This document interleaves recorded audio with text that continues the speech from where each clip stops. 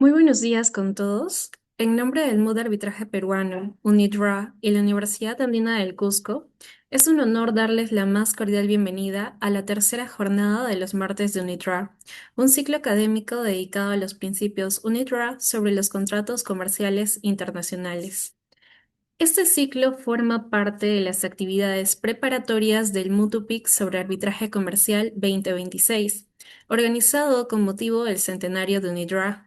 Su propósito es generar un espacio de reflexión, aprendizaje y diálogo en torno a los temas más relevantes vinculados a los principios UNIDROIT y su aplicación en el comercio internacional.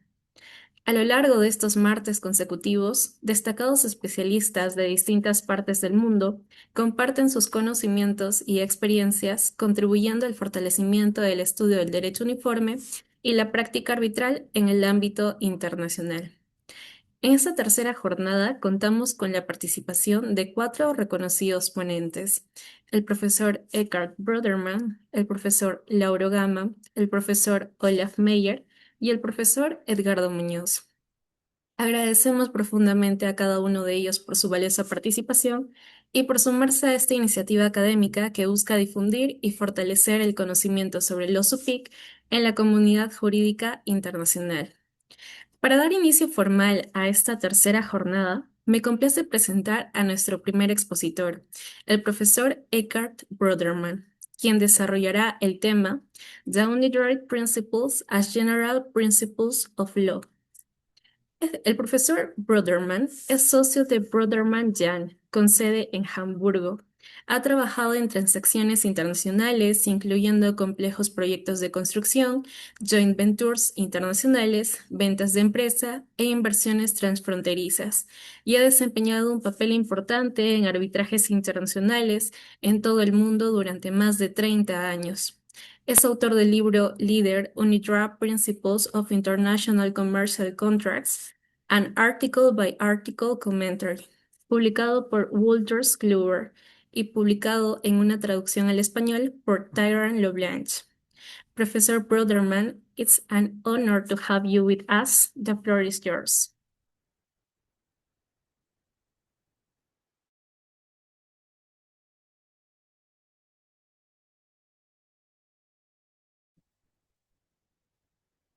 Estimado Marci Villegas, estimado Sergio Alonso García Long, estimados colegas, estimados estudiantes, felicidades por la creación de Martes de UNIDROIT. Es un gran placer para mí hablarles sobre la clasificación y el uso de los principios de UNIDROIT como principios jurídicos generales en el derecho contractual internacional. Sin embargo, como solo llevo 496 días aprendiendo español con Duolingo, continuaré en inglés. And with that, I try to share here. Yeah, I have to catch this. And now you should see the slides.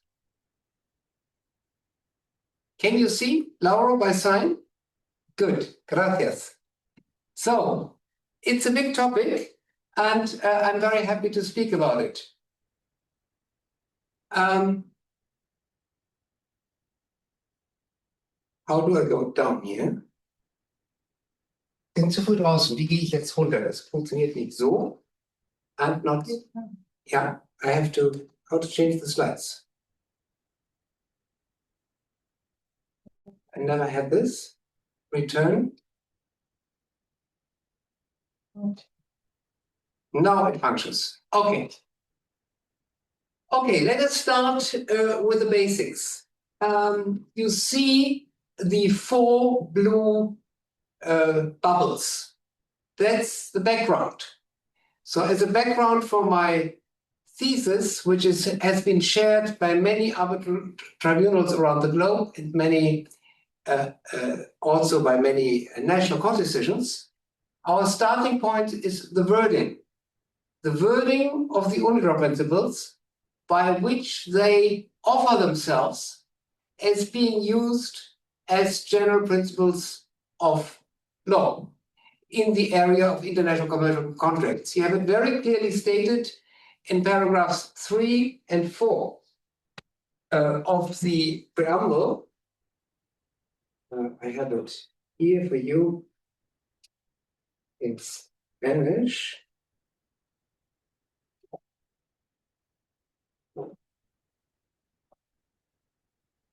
Estos principios pueden aplicarse cuando las partes hayan acordado con su contrato se rija por principios generales del derecho, la lex negatoria o expresiones semejantes. So when there is a choice of the parties to apply general principles of international commercial contracts law, you can use them. That preamble, both 3 and 4, that you can relate to in when you have to determine which law should apply. In those combinations, the UNIDROIT principles are there, they offer themselves for that purpose. And that documents, as you can also see clearly from the materials of the negotiations in the working group since the early 1990s, the drafters of the UNIDROIT principles always had in mind that they can be used for that purpose. That's one ingredient for the starting point of our reflections. Then, secondly, in addition to the wording and the purpose, you have the history of comparative legal research and compromise. You are hearing a series of lectures here, and it becomes apparent that from all perspectives, the working group and thereby UNIDROIT and its council in endorsing the principles and in accompanying the process of making the UNIDROIT principles, there was always comparative research of the main legal orders around the globe, from all perspectives, from all continents. So there was very deep documented intention and work in order to filter out of all the different legal orders what can be called, for any given rule, a compromise which is acceptable to everybody. And the result, finally, is also an important indication because the contents as it is now is indeed universally compatible just about to everybody, regardless of where you look. Since about 10, 15 years at least, I've been using the UNIDROIT principles, for example, in teaching. And whenever I had visiting students from other countries, other jurisdictions, I would always ask them, try to compare the UNIDROIT principles with your own law, your own national law. And very, very often they always came up with the same result, that it is very much akin to their own law. And meanwhile, scholars have also written about it. So there are many national/UNIDROIT comparisons which all document that the gist, the main content of the UNIDROIT principles is very much compatible with all kinds of national law. And these ingredients, these blue ones in the background, they bring me now to those four declarations set forth here in yellow. They are general principles for contracting. They can be used to interpret national or international law. They can help in dispute resolution, and they can help also to inspire legislators. Many legislators have used them. That's what you find in the paragraphs 1, 5, 6, 2, and 7. So the preamble is a very robust starting point for my thesis that they can be used as general principles of law. So that's the starting point. Now let's see what happens with the starting point. Here's the thesis. It comes a little bit from the development of international customary law, as you could develop it also in public international law. The test is there practice, is there global practice, and is there reception of that practice in the relevant legal community, what we call opinio juris. And if there is both practice and reception in the relevant legal communities, then you can qualify something as general principles of law. That was my starting point also when I developed this this argument for the first time some years ago back in a major arbitration.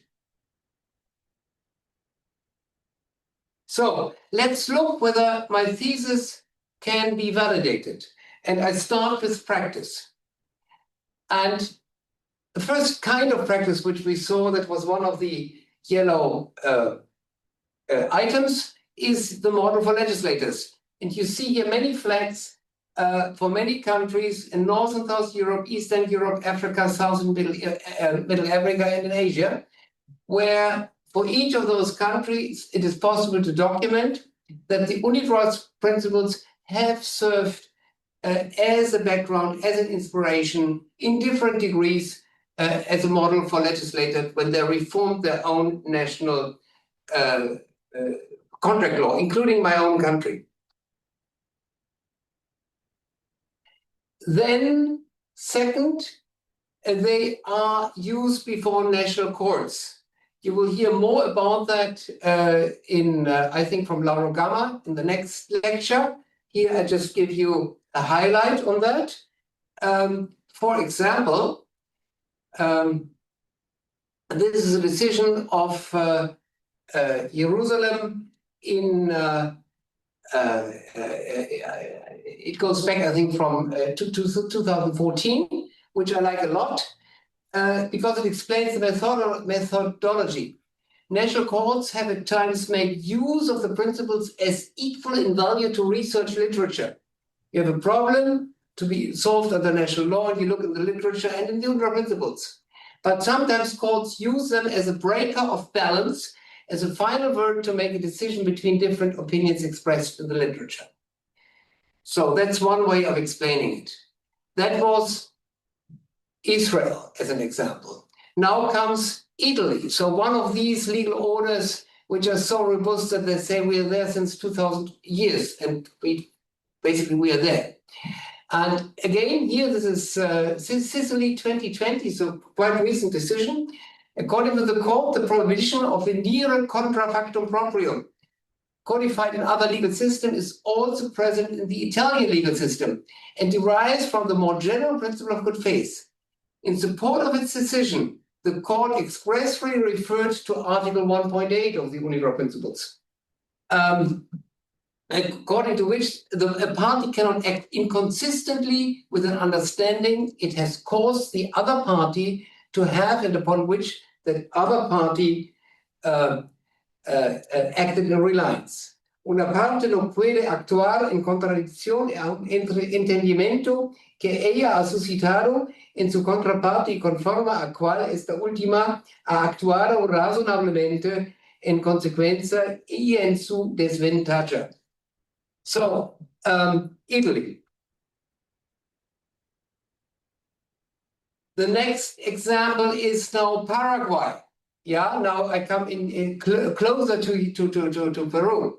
And we cannot fail to mention the UNIDROIT principles, to which we resort as an interpretive tool to complement our internal law. So it is just a fact that in different parts of the world, it's always used in that way.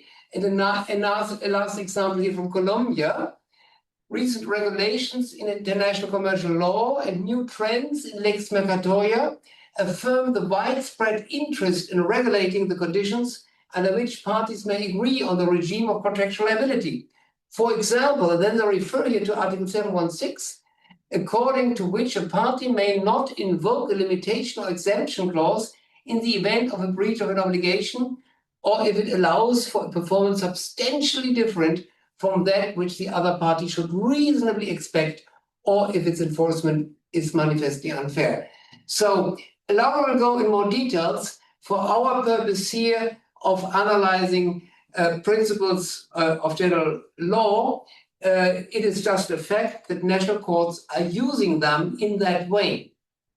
So there is practice around the globe, and that is supported by an emerging legal opinion. And first of all, and most important, we have the United Nations Commission of International Trade Law, which has already issued 3 resolutions in 2007, 2012, and 2021.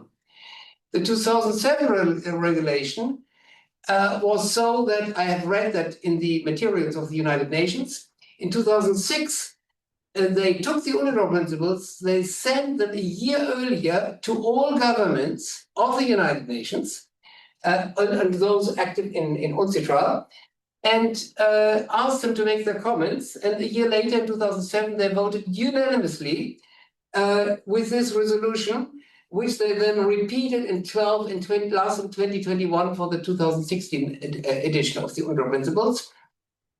Overall, general support was expressed for recognizing that the UNIDROIT Principles 2016 set forth a comprehensive set of rules for international commercial contracts, complementing a number of international trade law instruments, including the United Nations Sales Convention, congratulating UNIDROIT on having made a further contribution to the facilitation of international trade by preparing general rules for international commercial contracts, commends the use of the UNIDROIT Principles as appropriate for their intended purpose. So here you have 3 times United Nations level. So even all those arguments, which you find sometimes in the literature, that UNIDROIT has only by now 65 members, United Nations has over 190 members. Basically, the entire world has been endorsing the UNIDROIT principles already 3 times. And then in the same way, we turn now from the diplomatic level to the more hands-on level of practitioners. You have, for example, the Union Internationale des Avocats, the International Association of Lawyers.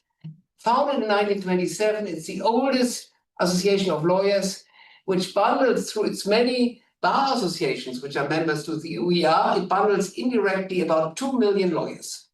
In its 3 official languages, it has done here the same, and I was privileged in helping drafting this. And basically, we copied a lot from the United Nations Convention to increase the options available to members of the OER and the international legal community in advising clients with respect to international contracts. And because the UNIDROIT Principles 2016 provide one effective, efficient option for drafting interpretation of such contracts and for application and the resolution of disputes relating to such contracts, we are hereby recommends that the UNIDROIT Principles 2016 be considered by its members and by the international legal community as an important option in connection with drafting, interpretation, and resolution of disputes relating to international contracts. So you have both the states united through the UNCITRAL and the practitioner community united through the OER, finding in the same direction and endorsing the contents. And now comes AIJA, that's the next, there's about 6 of those big organizations, and 2 of them have now endorsed by now. The second is very recently, 8 October 2025, in a session which we had jointly with the Secretary General of UNIDROIT, who was an official witness. They made a similar declaration, which again, I was involved in the drafting. We essentially copied on what AIJA did, because for this kind of thing, it's best that we all connect and write and dedicate us to the same contents. AIJA is for the lawyers below 45, and they also consider this and endorse it. And it's the same vein. And next year, there will be in Berlin a World Congress of the International Association of Comparative Law, and there will be endorsed a similar declaration, again by lawyers from around the globe. So the more we also speak about it and confirm it with this kind of beautiful language and endorsements, we document an emerging opinion juris. And here, most recently, now October 28, 2025 in Guadalajara, there was another meeting of the OER, and they have authorized us, the co-authors, to apply the signature also of OER to this Berlin Declaration, which we'll do next year. So with that, we have the global community. Then, not to forget the African continent, here is an excerpt from the so-called African Principles on the Law Applicable to International Commercial Contracts. And you see in red the various references to the UNIDROIT Principles. So also from that perspective, they are on the minds of people. Or here, Klaus-Peter Berger in an international journal of international arbitration, describes this as a growing acceptance of the UNIDROIT principles as an independent legal system of transnational contract law, and not just as a restatement like reservoir of individual principles and rules. UPICC recognized today, down the bold print, binding standards for the resolution of international business disputes by international arbitrators. So my thesis here is, in 1994, when they drafted the preamble, all that may have been aspirational.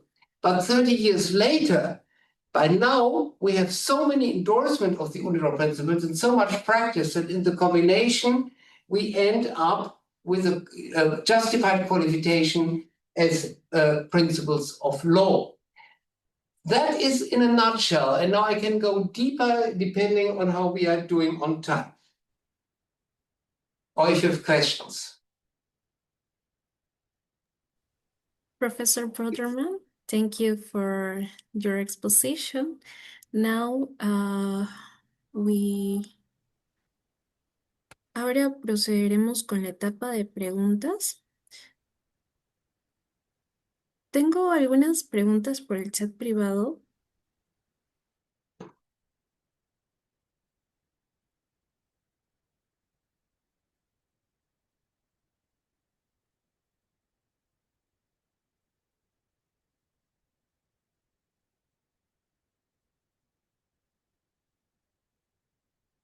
If there's no question, then I would perhaps add one more observation. And the observation is that in the first 30 years, you had a concentration on a rule-by-rule perspective. In 211 rules, the entire life of the contract is being described. And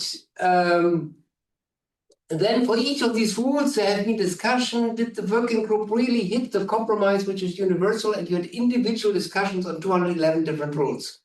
And that has changed by now with all that background which I've described, both from practice and from the emerging opinion euros. You can look at the UNIDROIT principles as a whole. Even those rules, like on hardship, section 6.2 of the UNIDROIT principles, which were new in 1994, in that vein have meanwhile been taken up and taken on by several legislators like in Germany, or courts like in Belgium or France. And even the English courts have also accepted that it is the UNIDROIT principles which can be used when parties choose general principles of law.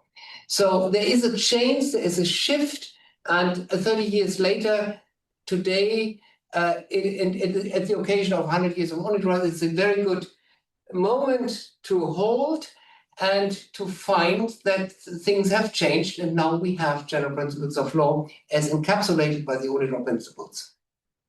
Thank you. Professor, thank you. I have 4 questions for you. The first one says, is a legal basis in national law required to apply the UPICC as general principles, or is this not necessary? In order to apply the UNIDROIT principles, you always need a hard law basis. And the hard law basis, if you use it in contract, is, for example, arbitration regimes of institutional arbitration or arbitration laws which allow to choose rules of law as opposed to national law. The moment you have that, you have a hard law basis to apply the UNIDROIT principles. And in the same way, there is something I didn't mention. In 2021, UNIDROIT and the Hague Conference joined forces and forged something which we call the tripartite legal guide. It's a legal guide on the relationship of the different legal instruments. And all 3 organizations, by formal voting, have agreed on a text in which they officially recommend to use the UNIDROIT principles to interpret and supplement the CISG, the Convention on International Sale of Goods. In the same vein as they did already in the earlier UNCITRAL recommendations, but this time they did it in a much more explicit language, in particular in section paragraph 132 of this tripartite legal guide. So there's always a hard law basis to apply the UNIDROIT principles as soft law. I have a question, Marci, to Professor Brödermann. Thank you very much for your presentation, Professor Eckart, Professor Brödermann. My question was, you mentioned at the end of your presentation that the application of the UNIDROIT principles has evolved over the last 2 decades. And if I understood you well, and I would like you to confirm that, while in the beginning the principles were applied mostly as individual rules or principles, they are now being more and more applied as a system of law to contracts or disputes as a whole. Is that what I understood? Yes, that is exactly what I meant to say. Thank you. Thank you. So there's a shift. There's a shift in the discussion, and there's a shift in the apprehension and in the understanding of the UNIDROIT principles.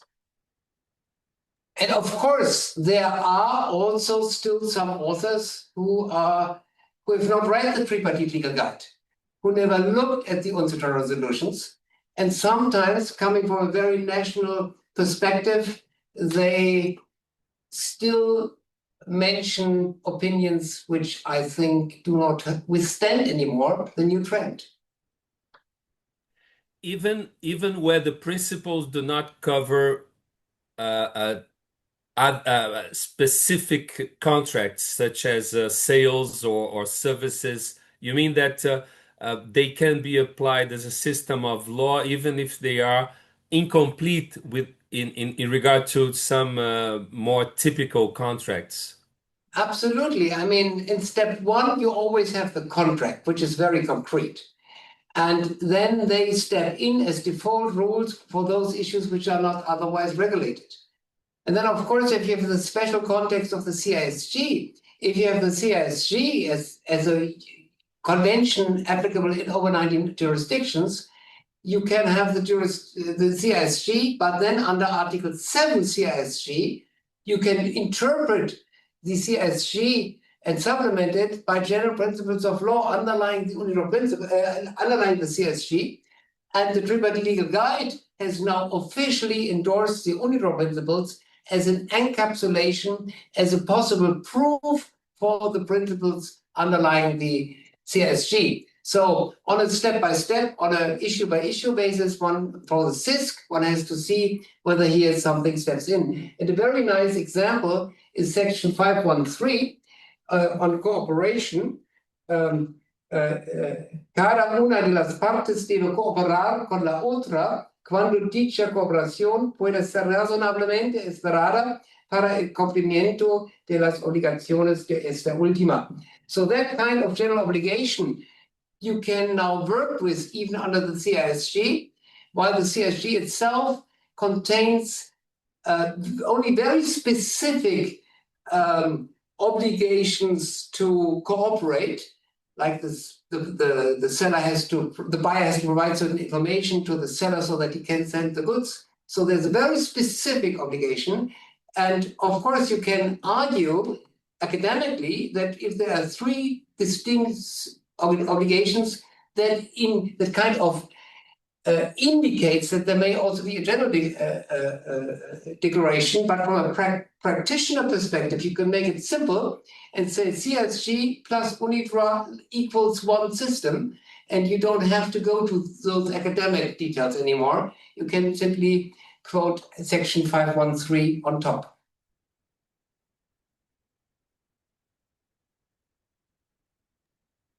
Thank you, Professor Brödermann. There is another question for Lisette. It says, thank you for the presentation. My question is, are there any specific provisions of the UPICC that have been applied by a court or tribunal as a general principle in resolving a case? Yes. In my book, which exists in Spanish, but now I take the English version here. There's an annex to the preamble. And in the annex to the preamble, I cite, and just here, where there have been used so many, 513, 2.11, 4.8, 1.7. The other day, I went through the entire UNIDROIT Principles, and you have, from each chapter, you have examples where one or the other court has used one or the other principle as a general principles of law, as an argument how to interpret its own law. Thank you, Professor. There is another question. It says, is good faith a general principle of law?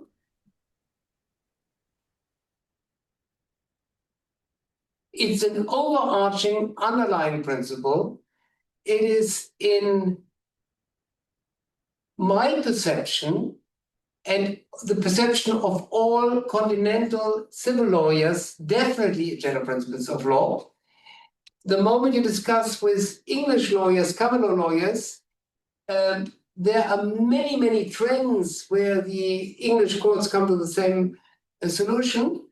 And overarching, if you analyze the different English judgments, very often you find something which equals to good faith and fair dealing. But you have in English law no general principle of good faith and fair dealing. However, in the UNIDROIT Principles itself, as a compendium, they agree the UNIDROIT principle, that the good faith principle is the underlying overarching principles. And the reason why it's acceptable to English lawyers, who in the English national system do not have that general principle, is that we went, I mean, Lauro Gama and I have been privy to the working group at some years of our life, and we went through each rule in the life of a contract and discussed how can we make the rule so specific that it meets the test of certainty from the perspective of our English colleagues, and the test of good faith and fair dealing from our perspective. And this is why for the UNIDROIT Principles, it's a general principles. And in an overarching comparative perspective, I think it's an emerging principle. Laura, would you concur with that very high-level comparison? Absolutely, absolutely. And I think that the English the English law is finally, being more differential to good faith as a more general principle, as our colleague in the event that celebrated the 30 years of the Dominic Spencer Underhill. Dominic Spencer, right. Dominic Spencer Underhill was with me co-counsel in 2001 in an arbitration in Switzerland. We argued English law, the other side argued Swiss law, and it was the chairman of the UNIDROIT Principles, François Desmontés, one of the first people of the working group, who proposed why don't the parties who obviously want something neutral consider compromising on the UNIDROIT Principles. We had 3 days to decide it. And Dominic and I, what was new for both of us, and within 3 days, we came to agreement from his English perspective and my German perspective. We agreed it's sound in both directions. We can agree to it. Thank you, Professor. There is a final question. Can UPICC be applied as general principles of the CISG? It can be applied as a possible proof for underlying general principles. I'm so careful in the distinction for the following reason. The CISG was concluded on 11 April 1980, based on negotiations in the 1970s.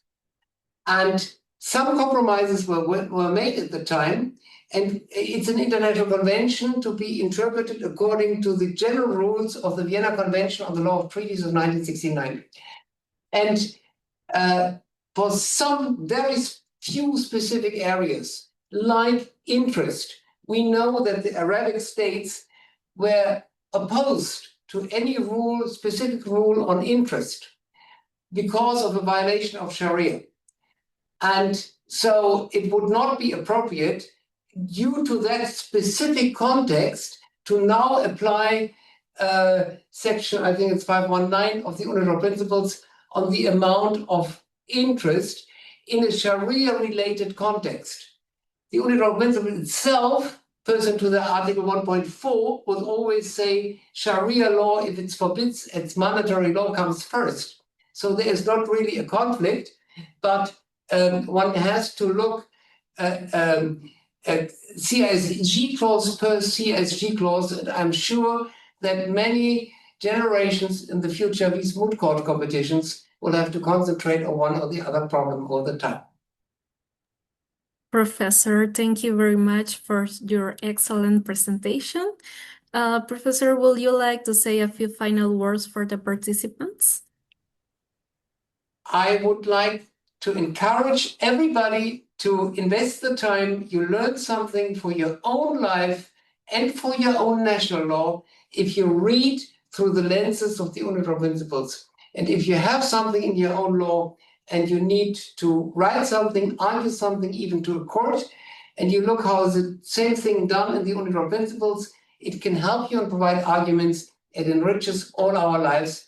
And I'm grateful for that and for this global exercise and global for you to organizing this Martes de Tuesday. Tuesdays of UNIDROIT. Thank you, Professor. Seguidamente, tenemos el honor de presentar a nuestro segundo expositor, el profesor Lauro Gama, quien abordará el tema Hardship in the UPICC. El profesor Gama es corresponsal de UNIDROIT, Instituto Internacional para la Unificación del Derecho Privado por Brasil.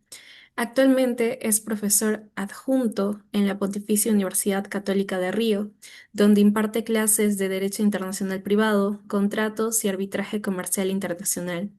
Participó en el grupo de trabajo de los Principios UNIDROIT y también en el grupo de trabajo de los Principios de la Haya. Ha actuado como abogado y árbitro en más de 80 casos bajo las normas de la CCI, la LCIA y la CENUDMI y las instituciones arbitrales brasileñas. Ha sido presidente del Comité Brasileño de Arbitraje de 2013 a 2015 y actualmente es miembro de la Corte Internacional de Arbitraje de la CCI. Profesor Gama, es un honor contar con su participación. Tiene usted la palabra. Muchas gracias. Es un honor enorme participar en este ciclo dedicado a aspectos esenciales sobre los principios UNIDROIT, especialmente en el marco de la promoción del Moot UPICC de Arbitraje Comercial 2026. Quiero expresar mi especial agradecimiento al profesor Sergio García por su amable invitación y por la oportunidad de dirigirme a un público tan distinguido de estudiantes y jóvenes profesionales de derecho, cuyo entusiasmo y compromiso fortalecen el estudio del derecho contractual internacional. Mi intervención de hoy tratará sobre el hardship en los principios UNIDROIT, un tema que es central en la dinámica moderna de los contratos internacionales. Analizaremos cómo los principios ofrecen una solución equilibrada cuando circunstancias imprevisibles alteran radicalmente el equilibrio contractual, promoviendo la cooperación, la renegociación y, en última instancia, la preservación del contrato siempre que sea posible.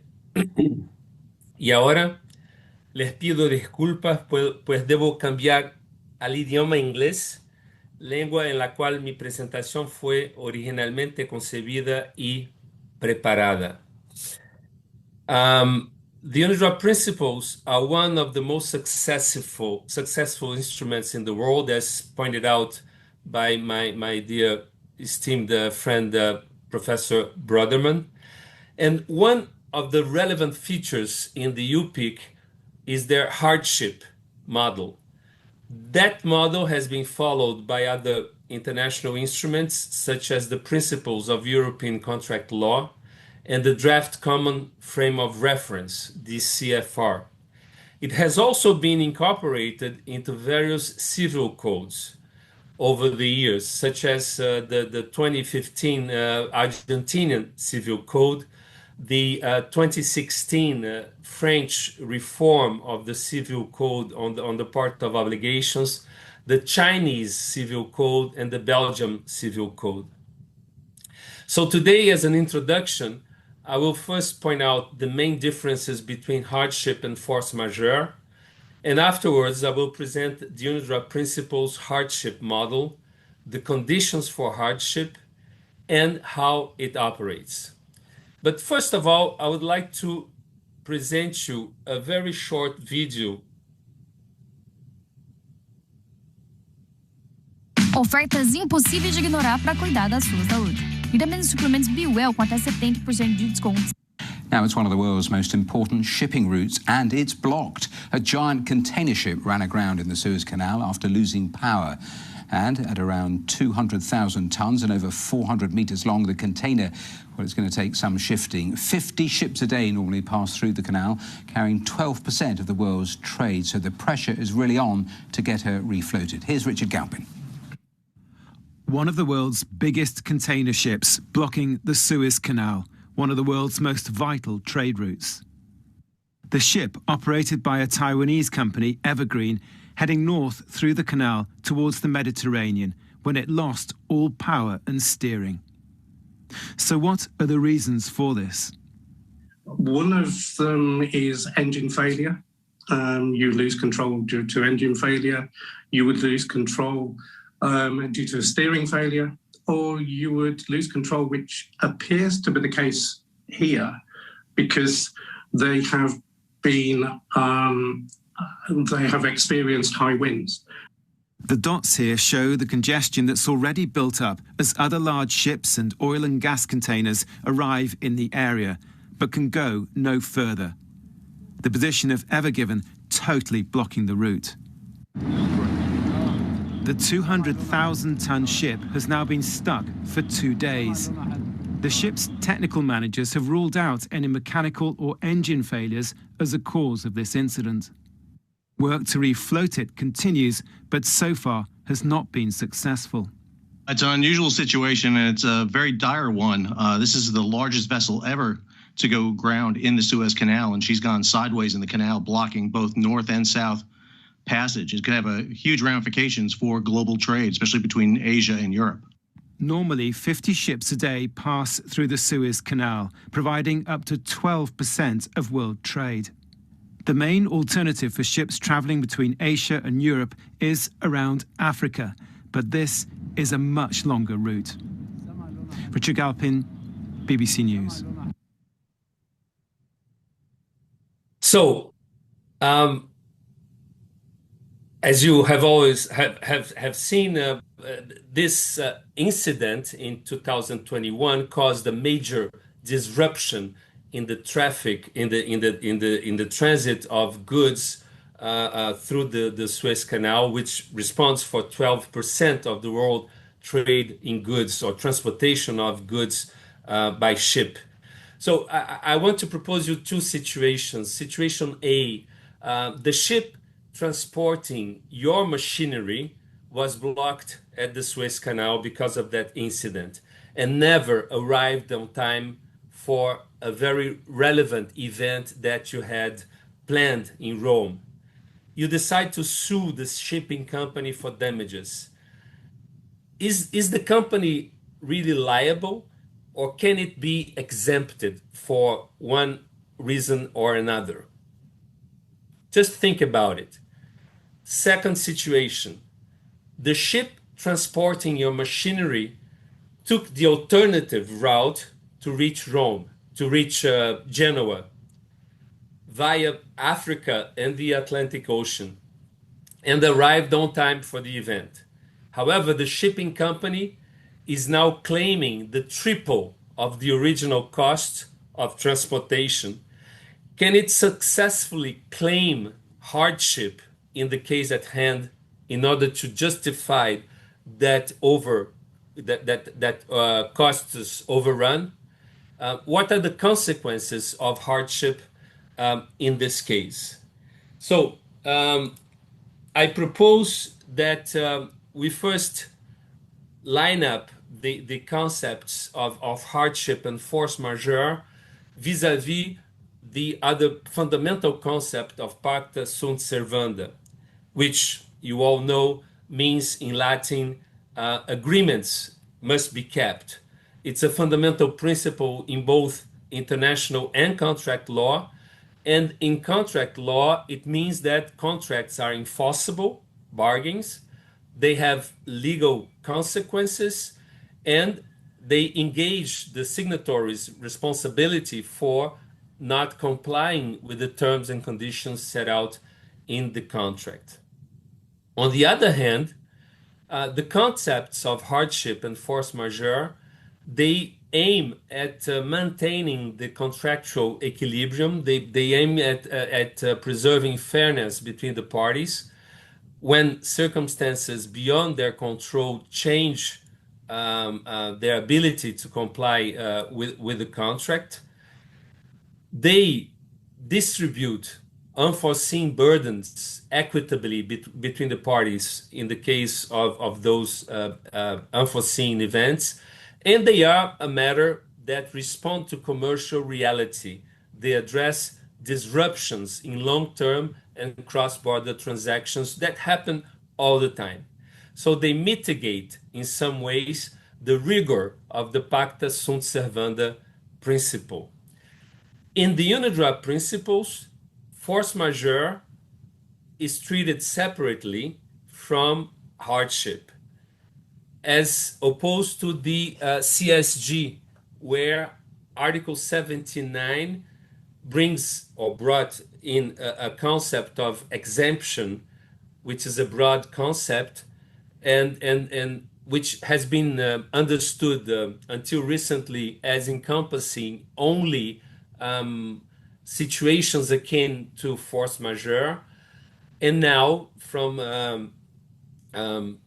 a couple of years ago, the CSG Advisory Council has issued an opinion number 20, which also understands that Article 79 also encompasses situations of hardship. But the model proposed under opinion number 20 is quite different from the UPICC model. Now, before we go on specifically into hardship, I would like to point out some of the basic differences between a hardship and force majeure generally. So in both cases, in hardship, you have the performance is still possible, but it becomes excessively onerous for the party who has to perform. Whereas under force majeure situations, usually it is impossible for the party to comply with that performance, or the party is prevented from performing. Under hardship, the effect on the obligation is that the contract remains in force. It's still enforceable, and that situation may lead to renegotiation or adaptation. Whereas under a force majeure situation, there's a temporary or permanent exemption from performance and or paying damages. Typical events are sudden costs. In hardship are sudden cost explosion, currency collapse, drastic market change. Whereas in force majeure, usually are acts of God, such as the one that happened with that ship Evergreen, natural disasters, pandemic, government embargoes, and so on. As we have seen, the hardship provisions in the UNIDROIT principles are Articles 6.2.1 to 6.2.3, and in the UNIDROIT principles, force majeure is treated in Article 7.1.7. In the CSG, hardship is treated as an economic impediment under Article 79, and force majeure as a classical physical or legal impediment, also under Article 79. The remedy provided for by the hardship model or hardship mechanism in the UNIDROIT principles is restoring the equilibrium of the contract as much as possible, whereas in the force majeure provision, it is exemption from damages.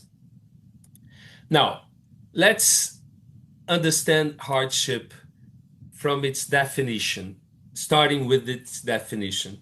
So hardship is a change, means it's a universal expression now universally adopted because of the UNIDROIT principles, which is why the language adopted in the UNIDROIT principles matters as a means to uniformize the understanding of a mechanism such as hardship. So the idea of hardship is a change of circumstances, unforeseeable at the conclusion of the contract, that fundamentally alters its equilibrium, and that by that I mean the cost or value of the performance beyond the disadvantaged party's control. The UNIDROIT principles provides for a three-step mechanism. The party, the aggrieved party, must notify the other, give notice of the hardship to the other. Parties then should renegotiate the contract in good faith in order to restore its balance. If unsuccessful, that's the third step, then a court or arbitral tribunal may intervene in order to adapt the contract or terminate it on equitable terms. And here I cite the work of my dear friend Brödermann on chapter 6, his comments on valuable comments on hardship and all the provisions of the UNIDROIT principles. Let's take, for example, a steel supply contract. The contract was originally signed and the steel was originally to be supplied at $500 per ton.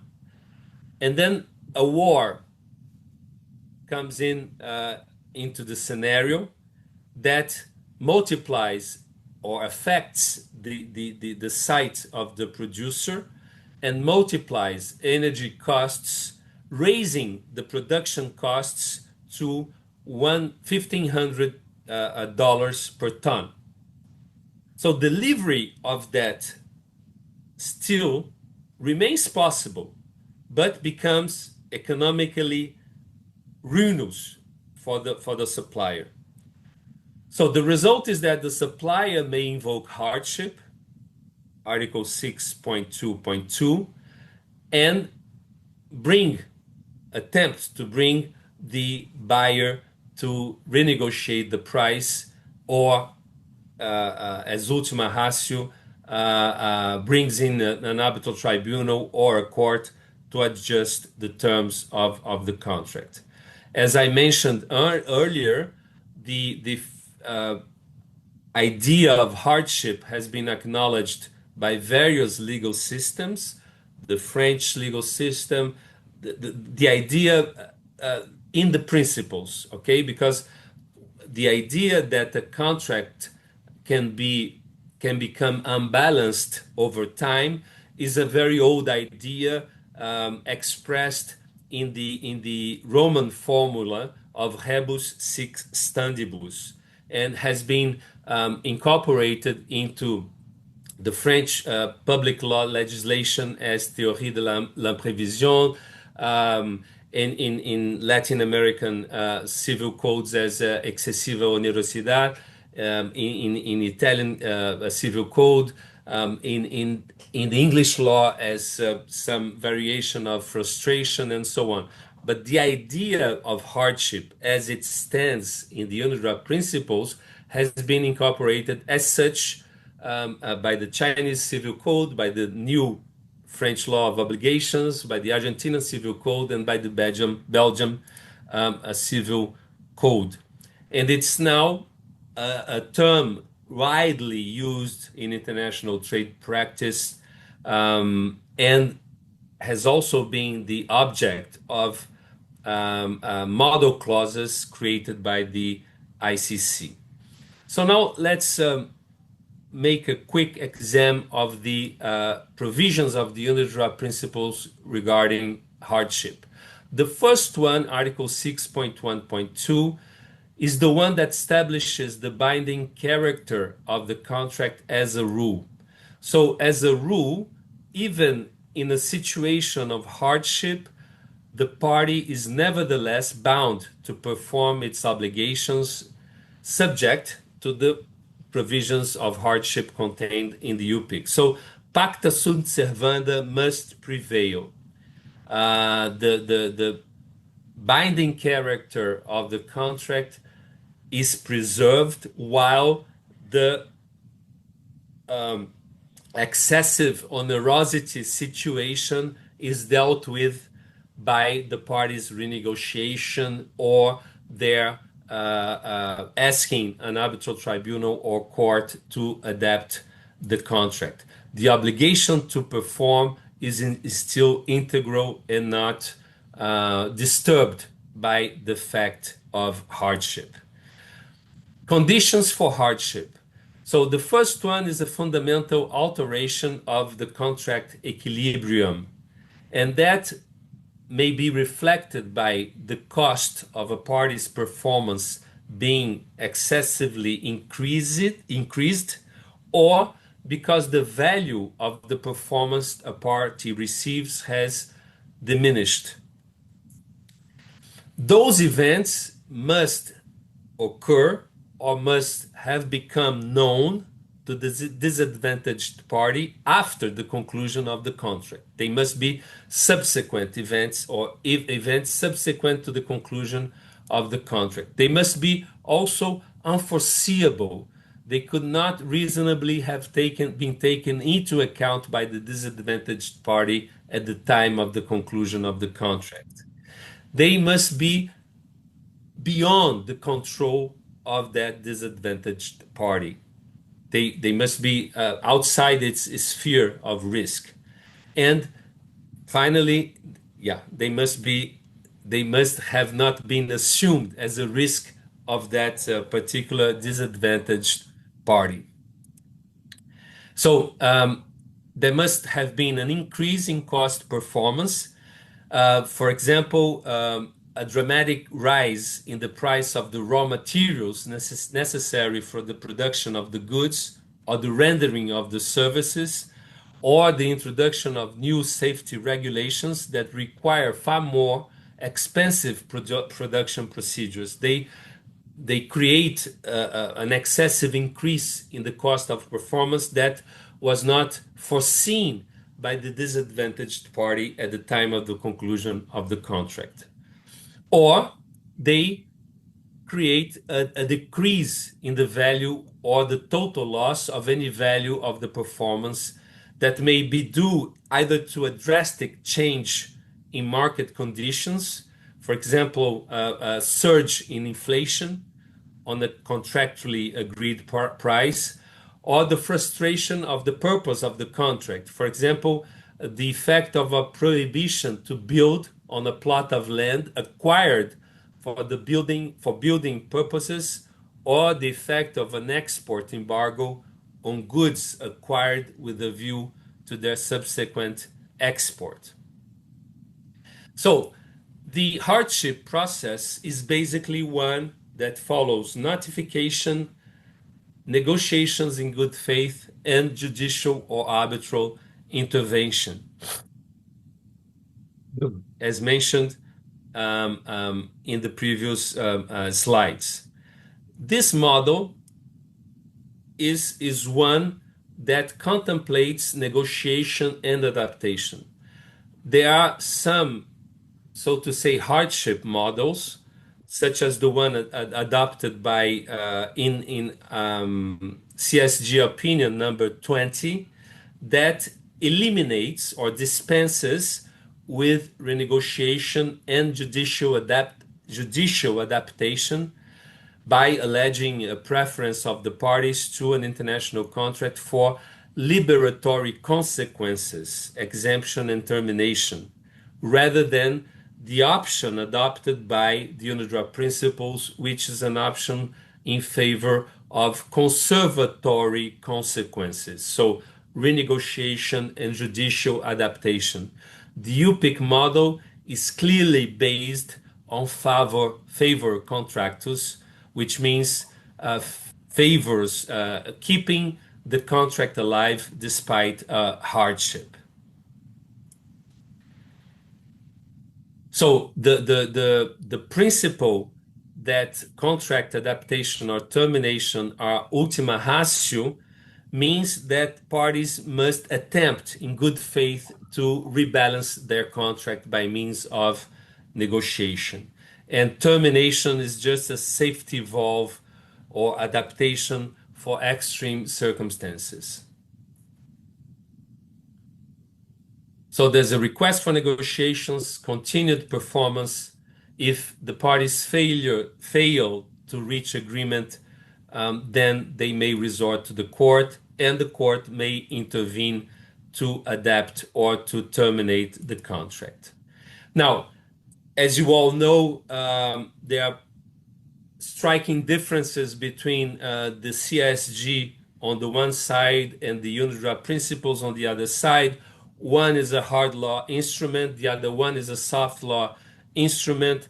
The CSG is binding on the signatory states and on the parties that have their establishment on one of the 97 signatory states, whereas the UNIDROIT Principles is an optional document or an optional set of rules, unless the parties have actually incorporated them into their contract, either by reference or by electing them or choosing them as rules of law governing their contracts.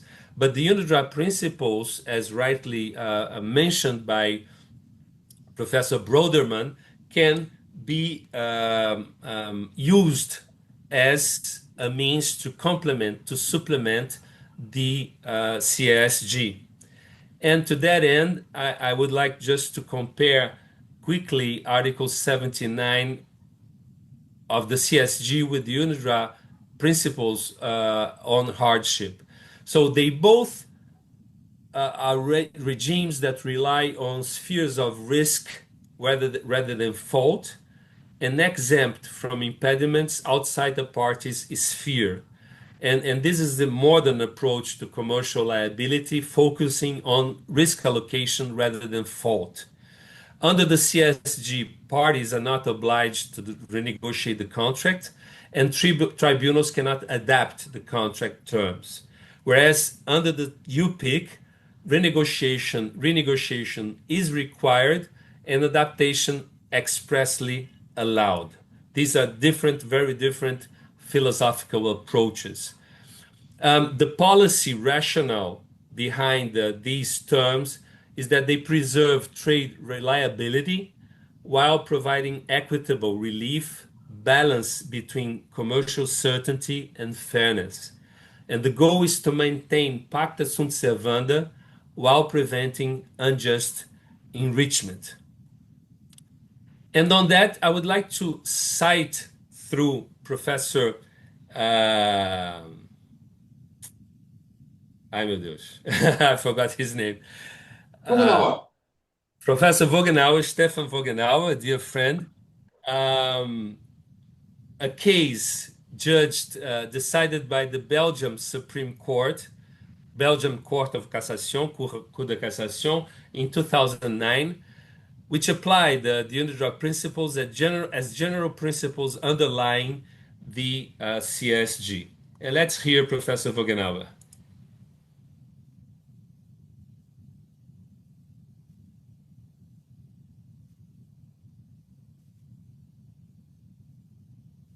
It's sometimes difficult to imagine how this interplay between the UNIDROIT Principles and other legal systems can actually work out in practice.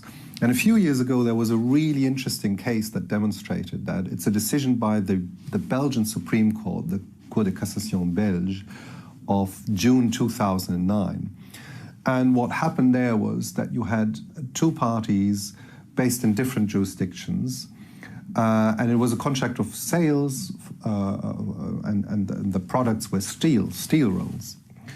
And once the contract had been made, the price of steel skyrocketed because there are huge market fluctuations. So for one of the parties, actually, it turned out to be a really bad deal, and they wanted to get out. So they wanted to claim hardship and excessive problem, economic problem for them to perform their side of the bargain. Now, the court system that had jurisdiction here was Belgium. But the applicable law was the Vienna Convention on the International Sale of Goods. Quite famously, that convention hasn't got rules on hardship.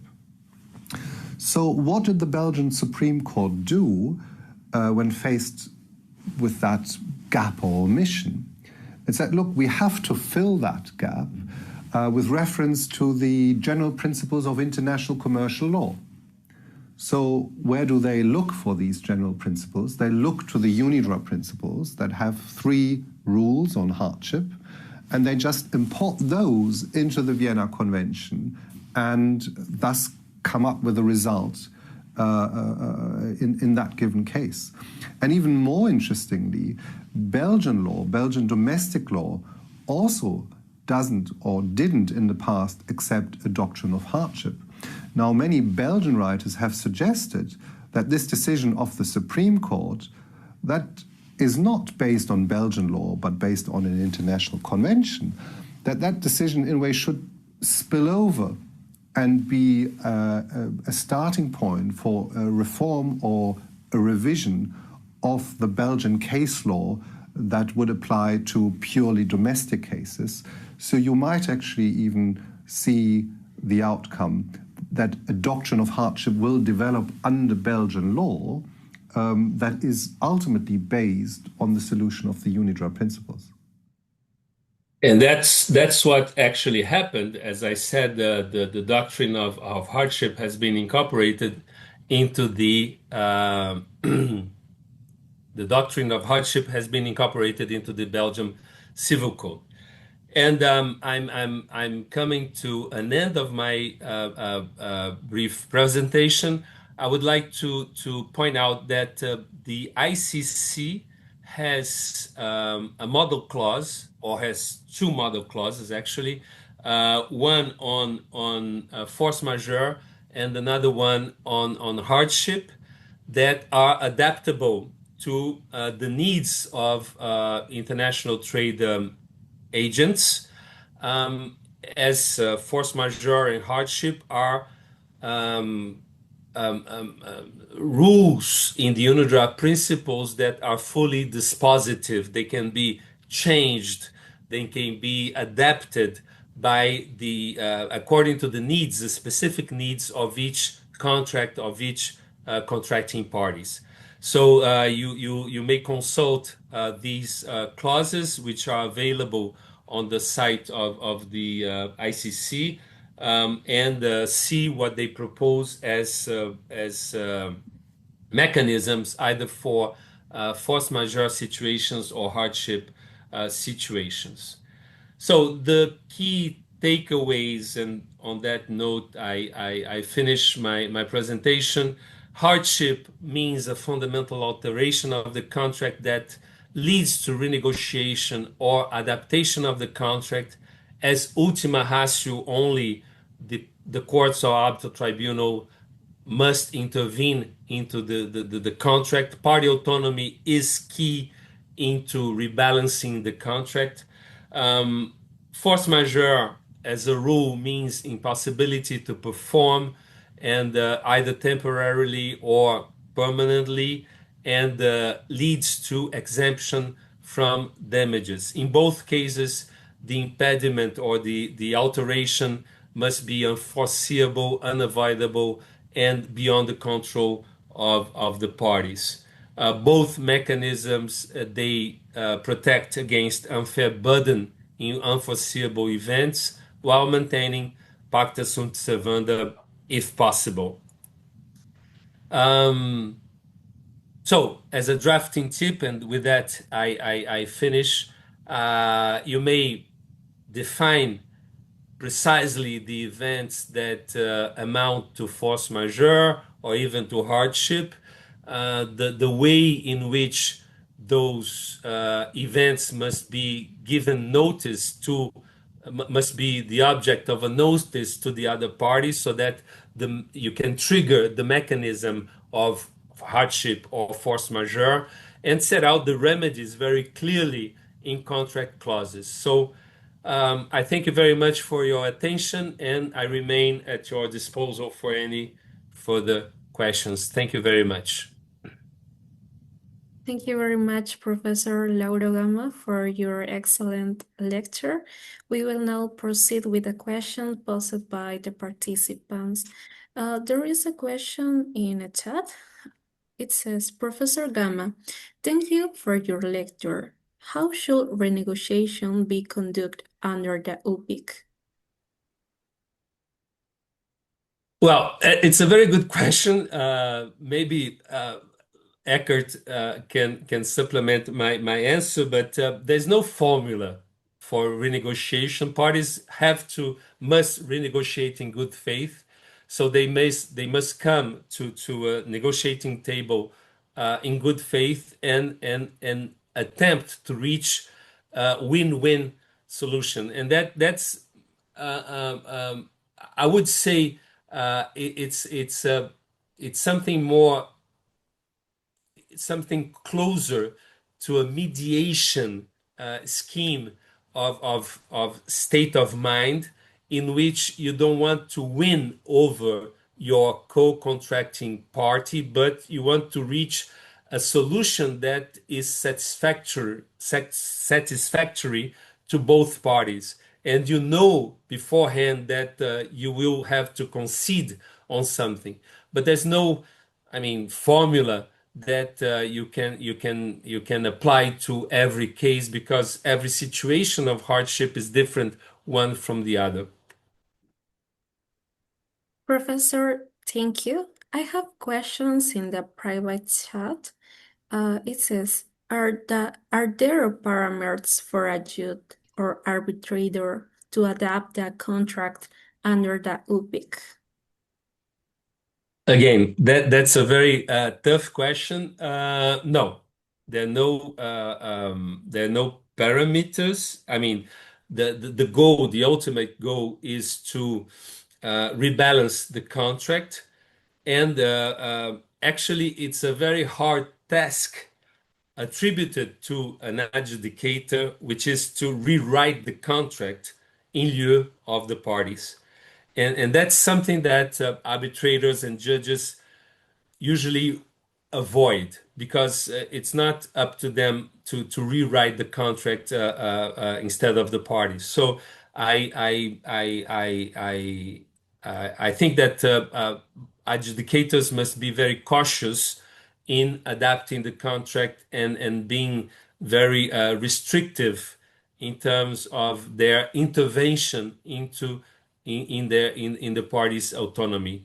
I would kindly ask Eckart to supplement my comment. There is little to supplement. Perhaps it's historically interesting that since the time of Cicero, that's like a few years before Christ, this balance between certainty and equity is being discussed. And in reality, I do it a lot in the automotive industry. It sometimes takes a year. There's always one side, depending on who's on the table, very tight, and the other one needs more flexibility. So that's the reason why there still will remain room for us to work in the future, even with AI. The question which I would have to Lauro Gama is if we have not a certain change, I would call it even a change of paradigm, with the very specific language in this tripartite legal guide. On the example of Article 79 in the Belgian Cour de Cassation, I think it has become much more easy to apply that type of scheme also in other jurisdictions. Would you concur that with the tripartite legal guide, we have a little bit a new setting, a little bit new situation compared to earlier situations, so that even the advisory council opinions on those situations must be read and compared with the new legal situation?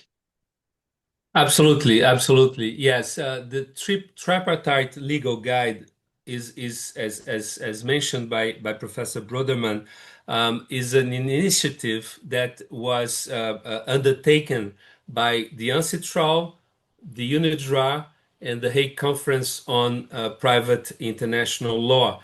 And these three leading organizations in private law and private trade law, they aimed at conciliating their instruments, basically those dealing on the sale of goods and the UNIDROIT principles. So the idea of the tripartite legal guide is to give a roadmap to lawyers, to students, to adjudicators, in order for them to understand better this system as a whole. And I believe that that initiative shows the institutions or the creators of those instruments willingness to make them more closer and make them more compatible and make them more useful for the users. So I think I'm a big supporter of the idea. I'm a strong supporter of the idea that the tripartite legal guide also enlarges the idea that the UNIDROIT principles must be read as an underlying principles or general principles of the CSG.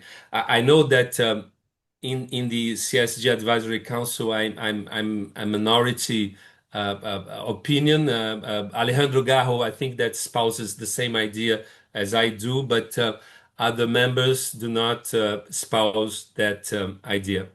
I had lunch the other day in Mexico with one of the co-authors of Advisory Opinion number 20, and he conceded over lunch that things have changed with the tripartite legal guide.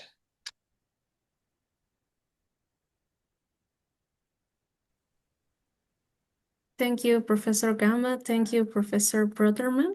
There is a new question in the chat from Beatriz Fonseca. She says, Professor Gama, circling back to the example at the beginning of the lecture about the Suez Canal, would you say that there being an alternative route throughout Africa, it's a case of hardship? And will the rising in compensation price only be justifiable if it was previously agreed upon? Muito obrigado, Beatriz. Beatriz worked with me. She's now in Spain, studying in Spain. Hi, Beatriz. Well, if I understood well your question, the idea behind that question that I posed to you was that the parties had agreed a certain price for the transportation of those goods, and the shipping company actually had to take another route in order to comply with the contract on time. So it is now claiming hardship in order to compensate the extra costs that were unavoidable and unforeseeable and beyond its control, in order to restore some kind of equilibrium between the parties. So I think that the option to take the alternative route was the option for example, under 6.2.1, which is complying with the contract, but that caused a situation of hardship because it generated extra costs that were unforeseeable for the transportation, for the shipping company. I don't know if I addressed your concern properly.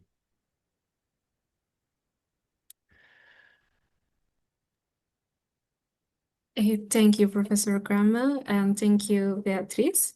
There is a final question.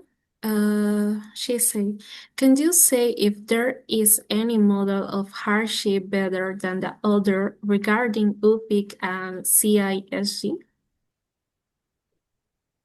I believe that the model, the UPICC model, is more complete because it also provides for renegotiation. I mean, it privileges party autonomy over intervention of the courts for termination of the contract, for example. Not only that, but also privileges an option for the court to maintain the contract by adapting it rather than terminating it, which is the only option available under the CSG opinion number 20. So I think that the UPICC model is much more complete, and it, as I mentioned before, it favors conservatory consequences rather than liberatory consequences. Thank you, Professor. Would you like to say a few final words to the participants? Yes, bom, muchas gracias por su atención y bom, espero que todos disfruten mucho del Moot 2026 y bueno, que sigan utilizando los principios UNIDROIT. Muchas gracias. Muchísimas gracias, Profesor Gama. Seguidamente, continuando con el programa, escucharemos al profesor Olaf Meyer, quien desarrollará la exposición titulada The UNIDROIT Principles as a Means to Interpret or Supplement Domestic Law. El profesor Meyer es profesor de Derecho Civil en la Universidad de Ciencias Aplicadas de Frankfurt.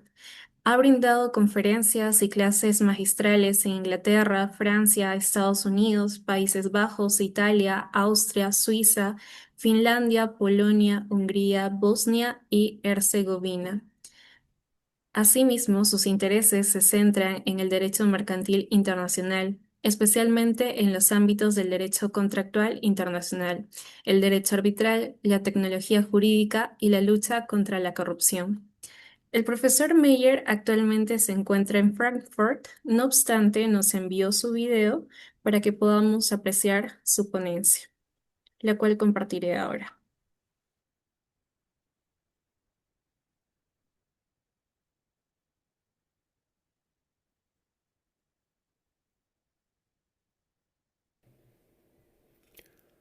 Good afternoon, everyone. I hope you can all hear me clearly. It's an absolute pleasure to be here today, if only in form of a voice recording. And I would like to begin by expressing my sincere thanks for the opportunity to contribute to the UNIDROIT Tuesdays. My name is Olaf Meyer. I'm a professor at Frankfurt University of Applied Sciences. And over the years, my research has indeed focused quite extensively on the UNIDROIT principles of international commercial contracts. It's a topic on which I've had the privilege to publish continuously. Right now, I'm serving as the coordinator of a new commentary project on the UNIDROIT principles from the perspective of international commercial arbitration, where I have the honor of working with a distinguished group of leading arbitrators and scholars. Finally, I would like to express my special gratitude to Professor Garcia Long for taking the initiative to organize the UNIDROIT Principles Commercial Arbitration Moot, and of course also this lecture series. That's an excellent and much needed project, one that truly deserves our full support. My topic for today is the connection between the UNIDROIT principles and domestic law. In particular, the question if and how the UNIDROIT principles can be used as a means to interpret and supplement domestic law. When the UNIDROIT principles were developed, starting in the 70s and then through the 80s and early 90s, nobody really knew what exactly they may bring to the world of international commercial law, where their added value lies. Would they be just an academic exercise in comparative law, something comparable to a textbook written by professors? UNIDROIT wanted to be more. And so the drafters of the principles put together a list of possible areas for practical application in the preamble. Right in the first place, you see the suggestion to apply them as the governing law of a contract. The parties can choose the UNIDROIT principles as the law directly governing their contract. Is that possible at all? Well, it depends. In arbitration, it is possible. Before state courts, it's more difficult. It really depends on the applicable choice of law rules. But since the drafters of the UNIDROIT principles had all very close ties with the arbitration world, they were probably thinking mainly of cases where the parties chose the principles as the governing law instead of any given domestic law. You can also see that here in the wording that the first suggested method of application is in a stronger wording. They shall be applied when the parties have chosen them, whereas all the other suggested methods are softer. They may be applied. They may be applied to interpret and supplement international uniform law instruments, like the CISG, for instance. Or they may serve as a sort of model law and inspiration for national and international law reform. And then something strange happened. When the principles were published in 1994, first edition, the first cases came pouring in, and out of these cases, most of them, the highest number, made use of the principles in a field that nobody saw coming. Most cases concerned the application of the UNIDROIT principles in connection with a domestic law. Now, how could that happen? The drafters thought that, well, for an international uniform law instrument like the CISG, it is clear that they will always have gaps. The CISG has 101 articles, and of course they cannot regulate everything in 101 articles, so the UNIDROIT principles could fill the gaps in the CISG. But at the same time, they thought domestic law does not really have gaps. Domestic law is much more extensive, more articles, and if there were any gaps at the beginning, they have already been filled by thousands of court cases, so there is no use for our principles in the area of domestic law. But apparently that was a mistake. So instead of complaining, UNIDROIT, of course, took the initiative and just amended the preamble to include this newly discovered method of application. And now the preamble says they may be used to interpret or supplement domestic law. Who exactly is it that uses the UNIDROIT principles in connection with domestic law? We find cases equally distributed in all areas of court decisions. We have arbitral awards and state court decisions, and even there, among the arbitral tribunals, it's not a specialty of any given arbitration tribunal, but you find cases from all the arbitration institutions. You find cases from the ICC Court of Arbitration. You find cases from regional courts of arbitration, from specialized courts of arbitration, like sports arbitration, and ad hoc, of course. And also on the side of the state courts, you find cases from more than 30 jurisdictions that have already made use of the principles in relation to domestic law. Most cases seem to come from Russia. The UNILEX database, which is a collection of case law on the UNIDROIT principles, counts most cases, 45 to date, from Russia, but many other countries have quite a few cases. Paraguay is in second place with 24, but you see Spain, Italy, United Kingdom, further on Brazil, France, Singapore, China, United States has a few cases. Germany, my home jurisdiction, is very reluctant. We have one case so far, so they have not really conquered our courts, although there's quite a lot of literature on the UNIDROIT principles. Our commentaries refer to the UNIDROIT principles. From Peru, so far we do not know of any cases, but like in Germany, the principles are very welcomed, were very welcomed by Peruvian academia. So Professor Garcia Long, for instance, published an article last year where he suggested to interpret the Peruvian law in the light of the UNIDROIT principles.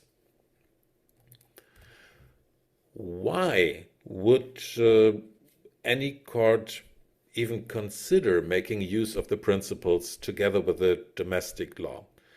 The reasoning may differ between the world of arbitration and the world of the state courts. Maybe I begin with the state courts. Most of the cases do not come from the lower courts. They are not from some obscure regional court of some village, but most cases that refer to the UNIDROIT principles are from the higher courts, at the appellate level or even the Supreme Courts. A Supreme Court has a special task. The Supreme Court is not only there to find a just solution between the two parties, but the Supreme Court, in interpreting the law, also gives guidance for future cases, because all the other courts of that country are going to follow the reasoning of the Supreme Court.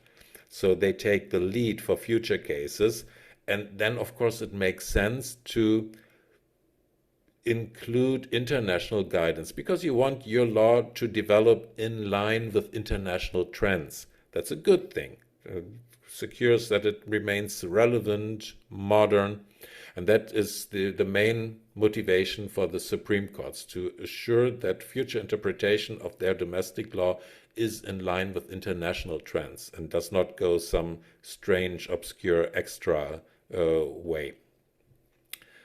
For arbitral tribunals, it's different, because arbitral tribunals don't serve the state. The arbitrators are not employed by the state, like the state court judges from the Supreme Court. They serve the parties. So it's not their obligation really to develop the law for future cases, but arbitration, almost by definition, is a very international forum. You have parties from different countries, you have arbitrators from different countries, so it's really a place where people mingle from all those different backgrounds, different cultures, different languages. And it's good to have something like a connecting factor. It's something that puts everybody on a level playing field.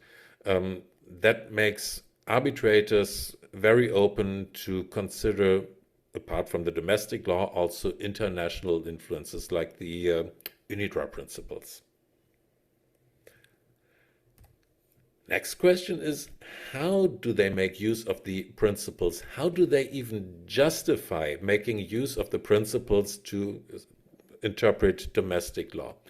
We need some sort of justification. You cannot just pull them out of the hat and say, hey, this is the solution. We need a rule. We need something that justifies this. Could we say this is done because it's ordered somewhere? In Latin, you would say ratione imperii, which means because somebody ordered it, somebody commanded it. We have a rule somewhere in the law that orders us to keep in mind also the UNIDROIT principles. But there is no such rule. The closest we have are the UNIDROIT principles themselves, which state in their preamble that they could be used as a means to interpret domestic law. But that can, of course, not be the the reason, the legitimacy behind it. The UNIDROIT principles are not a self-referential system. They do not have the power to declare themselves applicable. They are soft law. They do not come from any democratic legislator, and so they cannot force themselves on domestic law. That would be the wrong way. If it's not ratione imperii, could you say it's the other way around? It's imperio rationis, which means through the order of reason. It's the rule of reason. It's the reasonable thing to do. Again, it's just not enough as a justification. We're doing law. We're not doing philosophy. So in law, we always need a clear rule that justifies these things. And so if the UNIDROIT principles cannot themselves be the legitimate ground for their application, then of course it has to be the domestic law. The domestic law needs to allow its interpretation in light of international materials like the UNIDROIT principles. What we're looking for is something like a door in national law through which the principles can slip in and then help with the interpretation of that given law. At this point, maybe it's time for a short disclaimer. We've already established now that we're doing basically methodology. It's the methodology of any given law that decides on the possible use of the UNIDROIT principles. But of course, methodology, there are several methodologies, several ways how you can argue. And in practice, if you go through all the court cases, you will find that the UNIDROIT principles are normally not the very first argument that's brought. They're somewhere in the middle, very often somewhere towards the end, so they give additional justification for a solution already found by other means of the applicable methodology. It's not typical for a court or even an arbitral tribunal to say, well, the UNIDROIT principles say so, so it has to be right. But it's more like a weighing of arguments, and the UNIDROIT principles are one argument among many arguments. I will show you now some of the doors that have been used so far to justify the use of the principles as a means of interpretation in connection with domestic law. The first one is to see them as general principles of law. That's already a bit of a general clause, because what the heck are general principles of law? But quite a few jurisdictions, quite a few legal systems make reference to general principles of law or give them some sort of standing. One way to make use of them is to use them as a checkpoint for the national legal system, in order not to really arrive at the solution, but to give an additional justification for a solution that has already been found by just applying the domestic law. Why would any law need additional justification for its solutions, and especially justification that comes from outside, from international sources? Well, several reasons. First of all, domestic law was usually drafted by legislators not with international cases in mind, but with domestic cases. That is the leitmotif when writing your law. You think about common transactions between people from the same country, possibly same city. And those rules that you find in domestic court and in domestic laws are not always fit for international transactions. So by using the UNIDROIT principles and say, you see, the same solution would arrive under the UNIDROIT principles, an international instrument, you can practically assure the parties that the domestic law is also fit for international transactions. A second reason, as I already stated, the parties often come from different legal backgrounds, from different countries, speak different languages. So if you apply any domestic law to their dispute, in all likelihood that will be the domestic law of one of the two parties. Sometimes it's a neutral law, but quite often it's the law of one of the two parties to the arbitration or to the case. And in that case, one party is at an advantage and the other party may not be happy with the result. Maybe they were even opposing the application of the law of the other side. Now, by showing them that the solution is really not just because that peculiar law was applicable, but the solution would have been the same under internationally recognized standards, that will certainly appease the party, help them to accept the decision, help them not to challenge the arbitral award. This phenomenon, you find that very often, by the way. This phenomenon has been analyzed by arbitration experts like Klaus-Peter Berger, who called it the international useful method of construction, or Fabrizio Marella, who said that's the transnational test. Just testing that the law is in line with international standards. You could go one step further.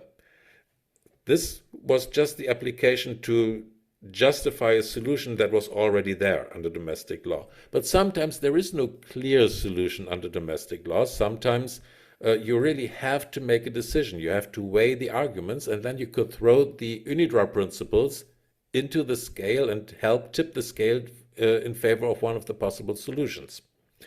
I gave you already the information that most cases to this date are from Russia. Why is that? Because the Russian civil law is quite new. It was practically drafted after the Soviet Union collapsed in the 1990s, and all the successor states of the Soviet Union drafted modern contract rules that were no longer based on communist ideas but market-oriented. And in a new law, of course, you have lots of gaps, things that are not quite clear yet, and the courts have to find solutions. That is possibly the explanation why the Russian courts were so in favor of the UNIDROIT principles. It helps them to develop their new legal rules. Something similar has been observed in countries where the law is already a bit older, like in Sweden. Sweden does have contract law, but the Swedish legislator does not update it very often. That leaves it to the courts to update their law when they are facing new challenges, and that was used as a justification in Sweden for the use of the principles in guiding the courts while updating the local rules. Now you may even go another step forward and say there is a clear solution under the law, but that solution has become outdated. We need to develop the law. We need to push it into a new direction. Again, the UNIDROIT principles show you the way. They show you an internationally accepted rule. And so, for instance, Australian courts have discussed whether they should recognize good faith as a common feature of Australian contract law. Of course, that's a common law jurisdiction, and common law jurisdictions are usually reluctant to assign a major role to good faith.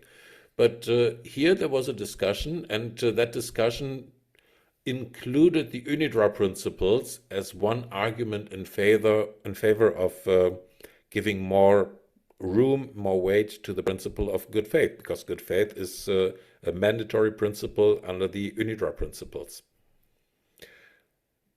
Even in England, the Supreme Court has discussed whether they should change some of their rules, and they've discussed the principles in that respect, but ultimately they decided against it. I can identify a second door through which the principles can make their way into domestic law, and that is through interpretation in cases where the principles were a model or a source of inspiration for a law reform in that country. Since their publication in 1994, it should be, the principles have been used in many jurisdictions, as a source of inspiration for law reform. We find that, I already mentioned the Soviet republics, the German civil code had a major reform in the area of law of obligations in the early 2000s. China, for instance, has modernized their law, their contract law, and you find countless references to the UNIDROIT principles. And whenever that was the case, whenever the principles were an inspiration for the new law, then it's of course correct to interpret the new law by looking at the source materials, including the principles. It's called the historical method of legal interpretation. It's very well recognized. You look at the inspiration for your legislator and then try to find the meaning that should be assigned to your new law. For instance, there are cases from Lithuania. The Lithuanian contract law was built to quite some extent on the UNIDROIT principles, and Lithuanian courts have interpreted their new rules in light of the UNIDROIT principles. One more door for the principles into the national legal system is through the rules of contract interpretation, not legal interpretation, but contract interpretation. Because when it comes to contract interpretation, of course, you find the rules on how to interpret a contract in the domestic civil code. There are rules, and those rules usually try to strike a balance between the subjective method of interpretation, which is looking at at what the person who made the statement actually wanted to say, and the objective method of interpretation, what the recipient of the statement should have understood. And for the objective interpretation, you usually place yourself in the shoes of a reasonable observer and think about how you would have understood the statement. But who is a reasonable observer? Where do we get the standard of reasonableness from? Well, maybe the reasonable observer is a highly educated person who has read the UNIDROIT principles. The UNIDROIT principles were developed by a group of very sophisticated professors from different countries, and if they say, well, the typical interpretation of a contract clause would go in this direction or in that direction, then you could use that to justify your solution and say, well, you see, the reasonable person would have interpreted the statement in this way. See, the UNIDROIT principles, they have this method of interpretation. So there is one case, for instance, where the contract was drafted in different languages. It was drafted in English version and then also in the language version of one of the parties. I forgot which one it was, but not English. And the two texts were not completely identical. There were possibly mistakes in the translation, and the question popped up, which version should take the lead? Which one should we follow? And the UNIDROIT principles have a rule on this. So the court looked at the UNIDROIT principles to solve a dispute between two different language versions of the same contract. And one last possible door into domestic law, although here I tend to be more cautious. Quite a few tribunals, arbitral tribunals, have considered the UNIDROIT principles as some sort of codified trade usages. And most legal systems assign some role for trade usages. Usage as a means of conflict resolution is older than written law. So usage has always been part of conflict and dispute resolution. And until today, most legal systems, I gave you here the conflict rule from the UNCITRAL model of arbitration, but you find it in domestic law as well, allow trade usages to play a part in the determination of contracts. And could the UNIDROIT principles be considered as some sort of codified trade usage? I'm skeptical, as I said, for two reasons. First of all, usages are really not really open to the idea of codification. They change over time. The practice of how things are being done changes. There is a reason that the Incoterms are updated every 10 years or so, because the practice changes. So it's very hard to say that an instrument that was drafted 30 years ago still represents trade usages. And the second reason is trade usages are developed by the merchants themselves or by trade organizations. And to be honest, the UNIDROIT principles have been drafted by academics, by professors.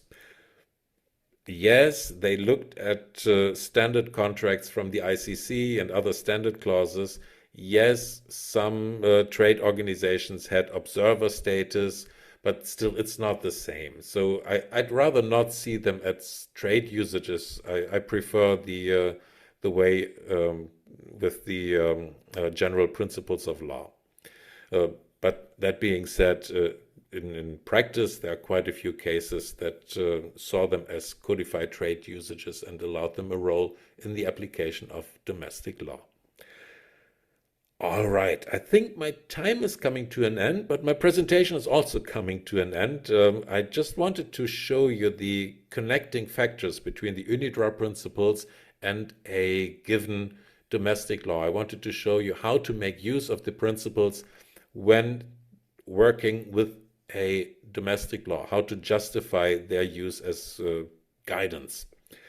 And I hope I could make that somewhat interesting for you. Normally would now have a discussion. Unfortunately, that's not possible now in this format. Maybe next time I find a way even to come and deliver that talk in person. For now, thank you very much for joining me, for listening to me. This, by the way, is a picture here from where I am currently. This is my university campus here in Frankfurt. For me, it remains to just wish you all the best for the upcoming events, for the next lectures in the UNIDROIT Tuesdays, and of course for the moot court. I hope this will be a great experience for everyone involved. So again, thank you very much and goodbye.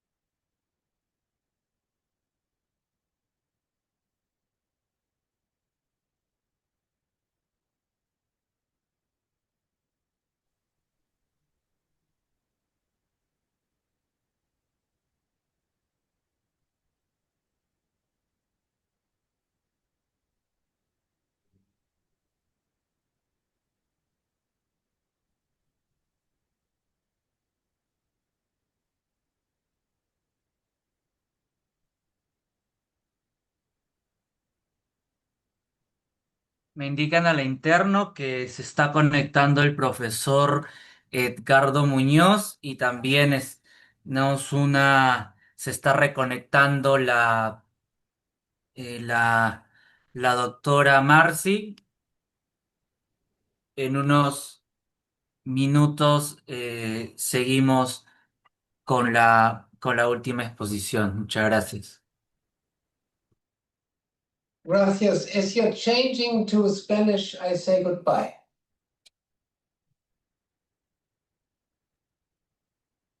Thank you Gracias. very much, Professor.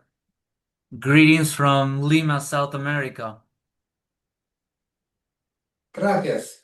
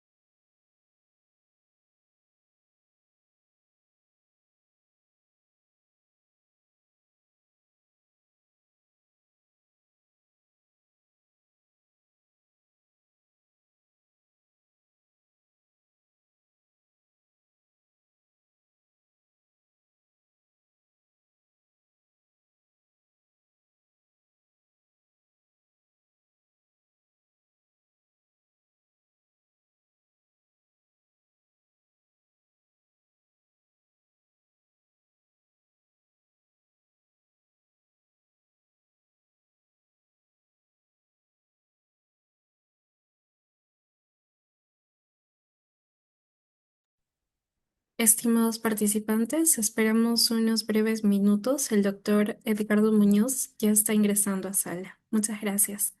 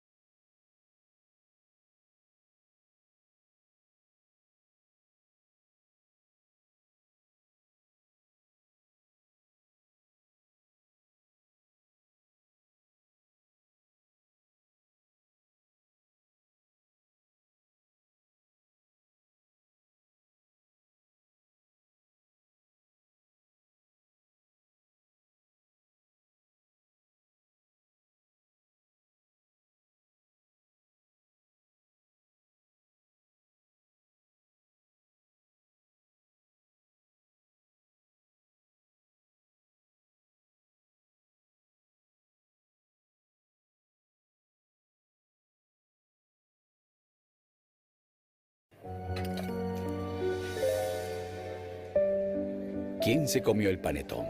Las mira. Hola, Lauro.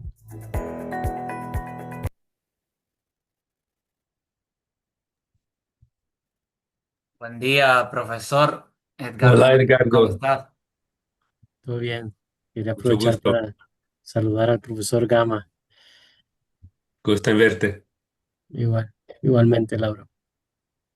Gracias. ¿Cómo va todo? Todo bien, todo bien. Am, Hasta ahora todo ha corrido muy bien.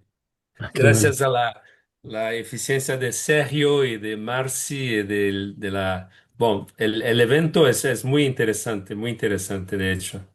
Sí, los felicito. Los felicito de verdad. Estimado doctor Edgardo Muñoz, es un gusto. Previo a iniciar con su exposición, voy a presentarle a usted y con ello damos inicio ya a su exposición. Muy bien. Finalmente, estimados participantes, cerraremos esta tercera jornada con la intervención del profesor Edgardo Muñoz, quien expondrá sobre la validez del contrato conforme los PIC UNIDROIT. El profesor Edgardo Muñoz es profesor de la Facultad de Derecho de la Universidad Panamericana en México, corresponsal del UNIDROIT, Instituto Internacional para la Unificación del Derecho Privado por México, es miembro de la Fundación BIS Est Moot, de la Comisión Mundial de Arbitraje y ADR de la CCI, el Consejo General del Centro de Arbitraje de México, el Consejo Asesor de la CISG y el Consejo Académico de la ITA.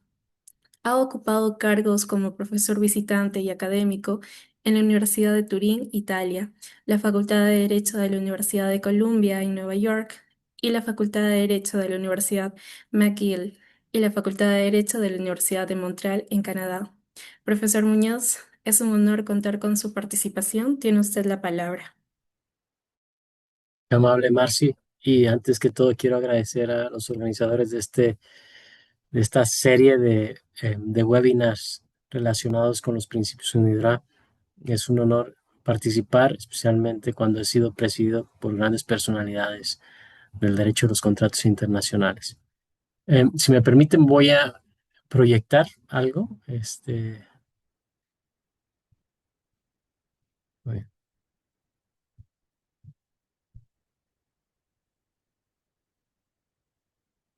Creo que ahora se ve mi pantalla, ¿verdad? Con una presentación. Sí, doctor. Muy bien. Bueno, en cualquier momento, si alguien quiere interrumpir, es bienvenido, por favor, con cualquier pregunta, comentario o anotación. El tema que he elegido para esta sesión es la validez del contrato en los principios UNIDROIT. Asumo que puedo hacerlo en español. ¿Es correcto, Sergio? Sí, Sí, sí, ok. estimado doctor. Muy bien. Entonces es la validez del contrato en los principios UNIDROIT. Y son dos temas específicamente los que se abordan sobre esta cuestión son normas que infringen, disposiciones contractuales que infringen normas imperativas del derecho aplicable relevante y otros son vicios del consentimiento, ¿no? Esos son los dos temas que trata los principios UNIDROIT al respecto. Y este es un tema bastante, a mi entender, bastante importante en los principios UNIDROIT y una de las grandes aportaciones al derecho de los contratos internacionales, especialmente porque ustedes saben que el otro instrumento o la convención que es la amiga de los principios UNIDROIT, la CEG, no cubre temas o no cubre por completo, es mejor dicho, no cubre por completo temas de validez de los contratos. Y la verdad es que es una gran aportación, una gran innovación de los principios UNIDROIT haberse aventurado a redactar reglas a este respecto, puesto que en este ámbito las principales tradiciones jurídicas a veces tienen posturas diversas, conceptos diversos, y que fue una de las razones por las cuales, de hecho, estos temas no se cubrieron por completo en la Convención de Viena sobre el contrato de mercaderías. Y entonces, para empezar, y siendo, como ustedes saben, los UNIDROIT un gran complemento, mientras no contradigan la convención de la misma Convención de Mercaderías, mi primer tema es el marco general y su relación con la CIAEG. La CIAEG es esta convención sobre los contratos de contrato internacional y me referiré a ella así por el acrónimo en inglés, CIAEG. Después veremos el tema específico de contratos o disposiciones contractuales que infringen reglas imperativas y que dan, digamos, más que invalidez, los pintan de ilegalidad, en algunos casos de inexistencia, según el efecto de la ley aplicable, y que es muy importante en los principios UNIDROIT. Veremos el acercamiento que toman a este respecto. Y más adelante veremos los vicios del consentimiento que están regulados en los principios UNIDROIT, para concluir luego con las consecuencias jurídicas que tienen, que podría tener tanto la invalidez como la ilegalidad de los contratos. Voy a tratar en este sentido de utilizar términos propios de los principios UNIDROIT y que en muchas ocasiones se apartan de los conceptos propios del derecho interno que nosotros conocemos. Entonces, marco general. En cuanto al tema de la ilegalidad o contratos cuya existencia, objeto o validez está afectada por la ilegalidad, los principios UNIDROIT no adoptan el concepto de inmoralidad. De hecho, lo que hacen es tomar un concepto mucho más técnico, objetivo y preciso, que son contratos o cláusulas contractuales que infringen normas imperativas.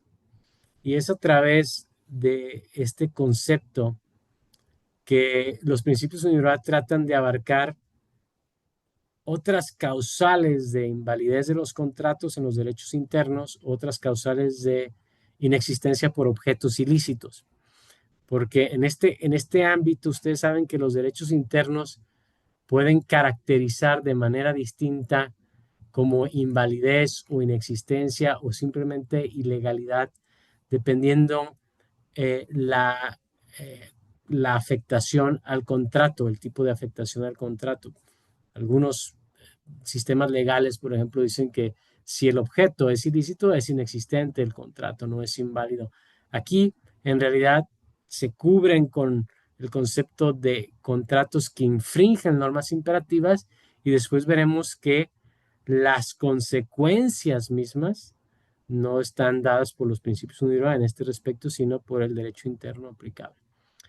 Y por otro lado, veremos, como ya lo anticipaba, eso que nosotros llamamos los vicios del consentimiento, esos contratos que son concluidos, que tienen un objeto lícito, que no están afectados por reglas o por cláusulas que infringen normas imperativas, pero que sin embargo durante el proceso de consentimiento, de intencionalidad, hubo una afectación a la misma.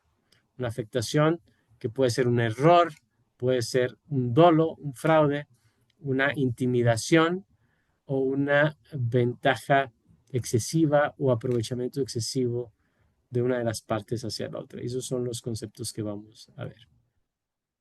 Pero para empezar con el tema de la relación entre los principios UNIDROIT y específicamente este punto que es la validez, donde aportan bastante los principios UNIDROIT, pues podemos empezar diciendo que en efecto el artículo 4 de la CIASG estipula que salvo que esté previsto en la misma convención, este instrumento no regula las cuestiones de validez del contrato de compraventa y por lo tanto se remite a las reglas que son aplicables, a las reglas o al derecho interno aplicable conforme ya sea el acuerdo de las partes o la designación que de ello haga la norma de conflicto del juez o el árbitro que conoce la disputa, que conoce la controversia. Hay que decir, de hecho, que los mismos principios UNIDROIT no cubren o no regulan todas las cuestiones de validez que se pueden presentar. Una muy clara al respecto es, por ejemplo, la capacidad. La capacidad para contratar, que es una cuestión que así es tratada en muchos derechos internos como una cuestión de validez, no está regulada en los principios UNIDROIT. Y bueno, entonces, si la Convención de Viena nos apunta que disposición expresa no regula los temas de validez, nosotros tenemos que primero determinar entonces qué sistemas de validez regula la Convención y solo aquellos no cubiertos por la Convención podrían ser regidos supletoriamente por los principios UNIDROIT cuando los principios UNIDROIT sean determinados como un derecho supletorio, ya sea por el juez o por el árbitro, ¿verdad? O por acuerdo de acuerdo de las partes. Entonces, ¿qué excepciones están claramente definidas en la Convención sobre temas de validez que sí regula la Convención? Encontramos el tema de la formación del contrato, el tema de la forma del contrato, que suele ser una cuestión de validez en muchos derechos internos, sí está regida por la Convención y específicamente por el artículo 11 y 12, que nos dicen que el contrato de compraventa internacional puede ser pactado de cualquier modo y probado por cualquier medio. Esto quiere decir que puede ser verbal, a menos que uno de los estados contratantes haya hecho una reserva conforme al artículo 12 y 96, conforme al cual las partes provenientes o que tengan sus establecimientos en dichos países sí requerirían la forma por escrito. Pero este es un tema donde hay digamos, un total consenso de que es un tema, la forma del contrato, un tema de validez formal que sí rige la convención. Otras cuestiones de validez que sí están regidas por la convención y al respecto les puedo recomendar la opinión del Consejo Consultivo de la CIASG, que es la opinión número 23 que habla al respecto de estos temas. Son cualquier error que no sea doloso, error no doloso, sobre la calidad, la identidad o características de las mercaderías. Estos temas, cualquier alegación de, yo pensé que las mercaderías tendrían estas características, me equivoqué, fue un error mío, yo lo que quería era esto. Esos temas sí están cubiertos por la Convención en los artículos 8, obviamente los de la formación del contrato y el artículo también 35, 41 y 42 que versan sobre las características de los bienes. Y también ahí parece haber un consenso doctrinal y cada vez más jurisprudencial respecto de que el error sobre la mercadería sí está cubierto por la Convención de Viena. ¿Qué no cubre la Convención de Viena? Todo el resto que no hemos mencionado y específicamente el dolo y el fraude no son cuestiones regidas por la Convención y tampoco la ventaja excesiva, ¿verdad? Que si es una cuestión, o la amenaza, que si son cuestiones regidas por los principios UNIDROIT. Y entonces, si vemos a los principios UNIDROIT como un instrumento que podría suplir esas lagunas externas de la CIEG, pienso que podemos concluir que son muy valiosos a ese respecto. Y por supuesto, cuando los principios no suplen a la convención, también son muy valiosos en ellos mismos, ¿no? Muy bien. Entonces, pasando al tema de la invalidez del contrato o ilegalidad por contratos que infringen o cláusulas contractuales que infringen normas imperativas. Esto lo pueden encontrar en el artículo 3.3.1 de los Principios UNIDROIT, que describen su alcance y también su funcionamiento. Para empezar, hay que decir que este artículo y los Principios UNIDROIT en general no determinan qué contratos son ilegales o qué cláusulas contractuales son ilegales o qué contratos son parcialmente ilegales. En lugar de hacer esto, ellos asumen que la cuestión de la ilegalidad en principio es una laguna externa de los principios UNIDROIT y por lo tanto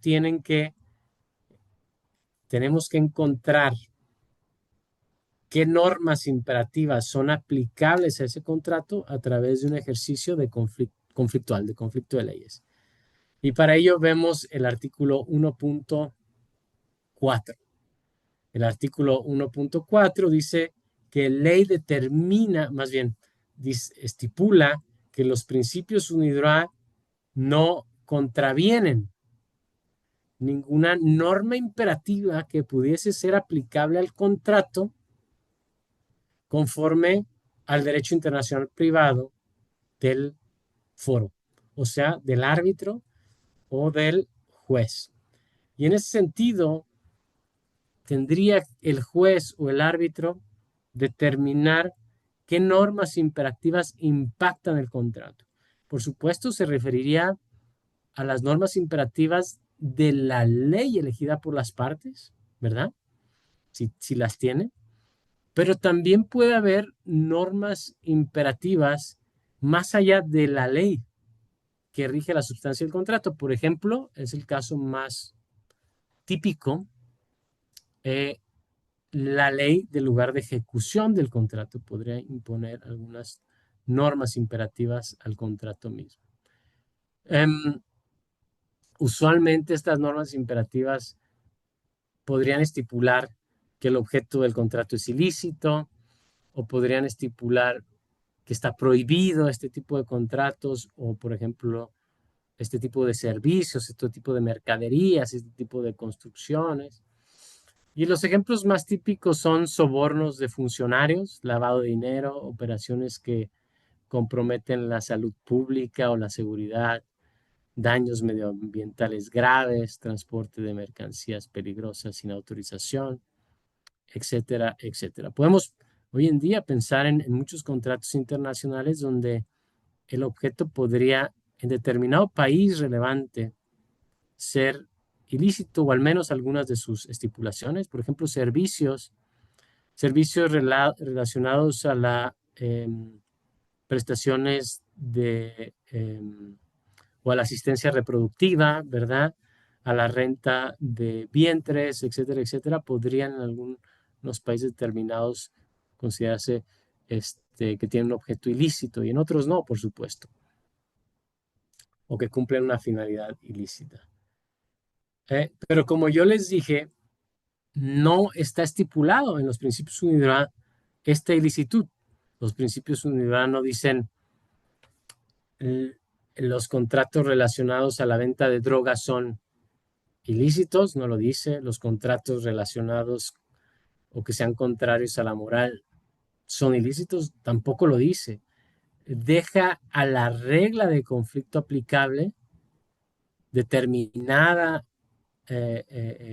más bien deja al derecho determinado por la regla de conflicto aplicable al juez o al árbitro la determinación de qué normas son imperativas relacionadas con el tal contrato y también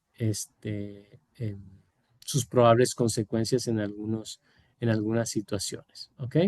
Y habría que hacer una distinción que es muy importante y ya lo he estado adelantando. En algunas situaciones no prohíben la conclusión del contrato, sino que simplemente invalidan sus efectos o los efectos de algunas de sus cláusulas. Entonces, otras estipulaciones del contrato pueden seguir vigentes, siendo ejecutables de alguna manera. Bueno, el mismo artículo 3.3.1 establece que los efectos relacionados a la contravención de normas imperativas serán aquellos estipulados por la misma ley, ¿no? Entonces será la misma ley o conjunto de reglas aplicables o normas imperativas aplicables las que determinarán si el contrato será inválido, será inejecutable, será inexistente, será nulidad absoluta, será nulidad relativa.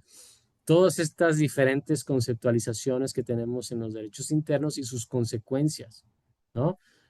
Si la consecuencia es la rescisión o la adaptación cuando se trate de normas imperativas, la consecuencia la dará el propio derecho interno aplicable.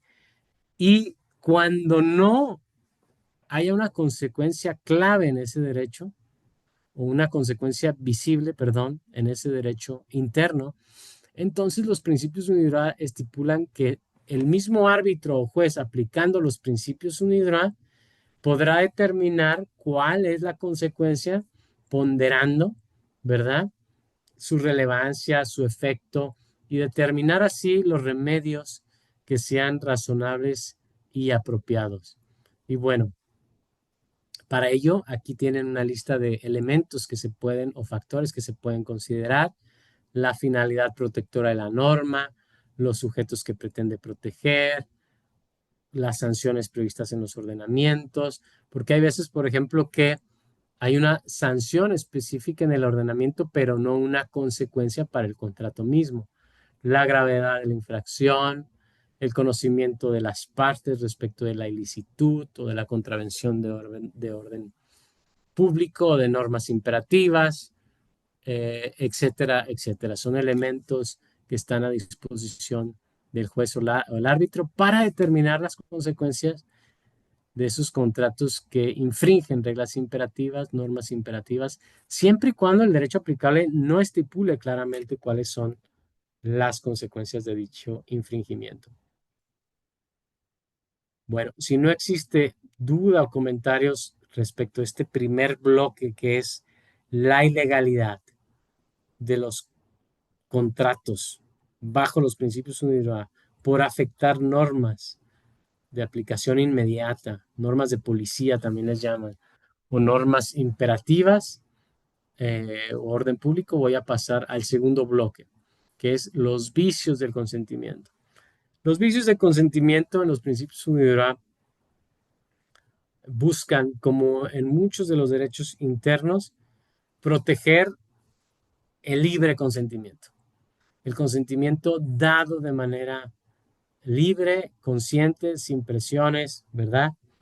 Y por lo tanto, verán que son bastante intuitivos en ese sentido. Y hay, como yo dije, el primero de ellos que está regulado es el error. El error está regulado en el artículo 3.2.1 y siguientes. Y ahí mismo se define el error, que consiste en una suposición incorrecta sobre un hecho o una cuestión de derecho existente al momento de concluir el contrato. Puede referirse a circunstancias presentes, pasadas, pero no en realidad futuras. ¿Cuáles son sus requisitos para su procedencia? Hay un estándar.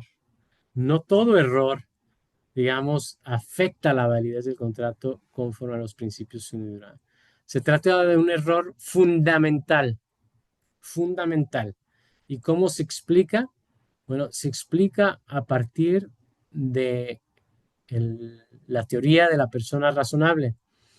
Cuando un error es fundamental, cuando una persona razonable en las circunstancias del errante no habría contratado o lo habría hecho en términos sustancialmente distintos. Este estándar se equipara de verdad a muchos estándares jurisprudenciales o legislados presentes en los ordenamientos internos. Otro elemento, otro requisito es que debe haber una causalidad, por supuesto, entre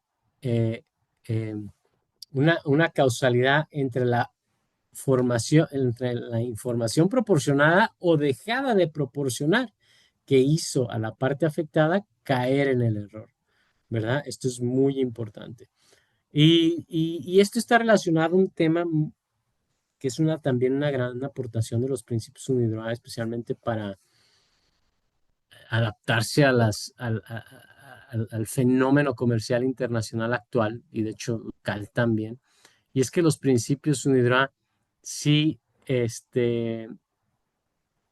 tienen algunas disposiciones relacionadas al deber de informar. En particular tienen el principio de la buena fe, como ustedes saben, pero ese principio de buena fe exige también revelar información. ¿Y qué tipo de información y qué partes están obligadas a revelar información? Bueno, eso ya no se estipula porque sería algo incorrecto tratar de hacer listas de qué se tiene que revelar. Eso se determina conforme a la posición que las partes tienen en el contrato y al tipo de contrato. Entonces, esto dependerá según la especialización profesional que tienen, el costo de obtener la información, la facilidad de acceso, la naturaleza e importancia del dato para la transacción y los usos del comercio internacionales aplicables. ¿Ok? Y entonces, no solamente se puede caer en el error por una conducta, si llamamos positiva, de una de las partes que induce a la otra a caer en el error, sino también por una conducta negativa, por información, aunque no sea con dolo, la primera de ellas, porque eso ya sería dolo, si fue con dolo es dolo, sino también una conducta negativa, a un dejar de hacer, de proveer. Y bueno, los casos especiales que existen al respecto es cuando se trata de un error mutuo, ahí se permite la rescisión del contrato, ¿verdad? Sin embargo, cuando es un error inexcusable o derivado de negligencia grave, no hay rescisión, ¿ok? Se podría entender que se asume el riesgo de caer en el error cuando una de las partes, aquella que invoca en el error, no se comporta conforme a lo que se esperaría de una persona razonable en las mismas circunstancias. Si no hay dudas sobre el error, vamos a los tres siguientes, que es el dolo, la amenaza y la excesiva desproporción. Dolo, también llamado fraude en muchos sistemas, ¿no? Especialmente en los angloamericanos lo encontraremos como fraud. ¿De qué se trata? Es una representación dolosa o fraudulenta mediante palabras, conducta o silencio doloso, ¿no? Cuando la buena fe exigía la obligación de revelar. A diferencia del error, no se requiere que sea fundamental. Cualquier actitud, conducta que conscientemente induce a la otra parte a caer en el error es considerado pues dolo. Y esta conducta puede ser positiva, consistente en hacer algo, en dar información errónea, o puede ser negativa. Aquí si ven, la diferencia con el error está en la actitud que toma el declarante frente a la otra parte, una actitud ya dolosa, que es la inducción al error. ¿Ok? Muy bien. Respecto a la intimidación, perdón, no es amenaza, es intimidación. Es el concepto que se utiliza en el 3.2.6. Procede la rescisión cuando ésta es injustificada, ¿no? Seria e inminente y que no dejó alternativa a la víctima. Y esta es así cuando incluye actos intrínsecamente ilícitos o representa uso impropio del derecho legítimo para obtener ventajas contractuales. ¿Cuándo surge la intimidación? Pues ustedes lo conocen cuando una de las partes utiliza una ventaja que tiene para obligar a la otra parte a contratar específicamente, ¿no? Hay casos de los más, digamos, serios, como utilizar la violencia, ¿no? Como decir, o firmas este contrato o temes por tu vida o por tu integridad física, hasta otros como pueden ser el chantaje, ¿no? El chantaje de declarar cuestiones de privacidad íntimas, etcétera. La intimidación puede revestirse de conductas diversas. Y lo esencial es esto, esas conductas, sin esas conductas injustificadas, la parte no hubiese contratado, ¿no? Imaginen ustedes que hay una empresa que, o un funcionario de una empresa que es obligado a contratar basándose la otra parte en un chantaje publicitario respecto de ese oficial, ¿no? Que se le vio en tal lugar donde no debería estar, etcétera, etcétera. Eso puede ser una intimidación. Por último, la excesiva desproporción que está regulada en el 3.2.7 y esta surge cuando se explota la angustia, necesidad urgente, la ignorancia o la inexperiencia de otra parte. La realidad de las cosas es que la intimidación y la excesiva desproporción suelen ser muy ajenas a los contratos comerciales y especialmente a los internacionales, puesto que se supone que estamos frente a personas morales, ¿verdad? Personas jurídicas con una cierta sofisticación. No es común ver ni la intimidación ni la excesiva desproporción, ¿no? Normalmente no se aprovechan de la ignorancia como se podría ocurrir en una persona física. Sin embargo, ahí están y pueden ver que están muy bien explicados cuáles son los requisitos de cada uno de ellas y sus remedios. En el caso de la excesiva desproporción, por ejemplo, existe la posibilidad de adaptación. En el dolo y en la intimidación, como se trata de conductas ilegales, las que llevan a la contratación, en estos ni siquiera la adaptación es correcta, ¿no? Y van hasta la rescisión para no premiar a la persona que actuó con ilicitud. Y bueno, remedios de los que ya anticipé un poquito, la rescisión del contrato, ¿verdad? Es uno de ellos. La rescisión del contrato, este es el término utilizado, lo que hace es volver las cosas al lugar en el que estaban, como si el contrato no se hubiera celebrado nunca, ¿no? Para ello hay un procedimiento, hay la notificación dentro de un plazo razonable desde que se conoció, debió haber conocido el vicio, pero no se requiere una declaración judicial. Sus efectos son inmediatos. Si la declaración es hecha oportunamente, dentro de un plazo razonable, y desde ahí empiezan a surgir los efectos. Los efectos podría llevarse a controversia y confirmarse el derecho a la rescisión, por supuesto, pero el efecto sería retroactivo desde el momento en que se hace la declaración. Ahora, en algunos casos se puede extinguir este derecho de rescindir, y esto es cuando la parte afectada confirma, digamos, el contrato de manera expresa o tácita. Esto puede ser conociendo el vicio y continuando su ejecución, excepto en casos de amenaza o explotación, ¿no? De la ventaja indebida, puesto que en estos casos la confirmación no sería válida, se estaría otra vez perpetuando la ilegalidad, la conducta ilegal de aquel que amenaza y explota, ¿no?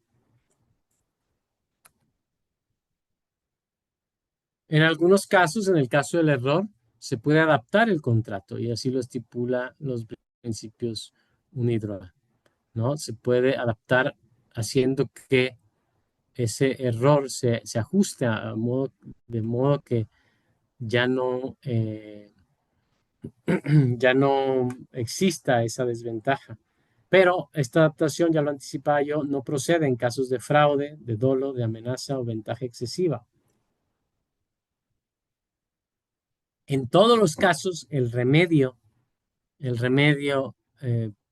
digamos, existente es daños por la confianza en la conclusión de un contrato válido. Se llama el resarcimiento del interés negativo. Tiene un concepto un poco raro, pero básicamente esos daños buscan poner a la parte afectada del dolo en la posición que hubiese estado si el contrato no se hubiera celebrado.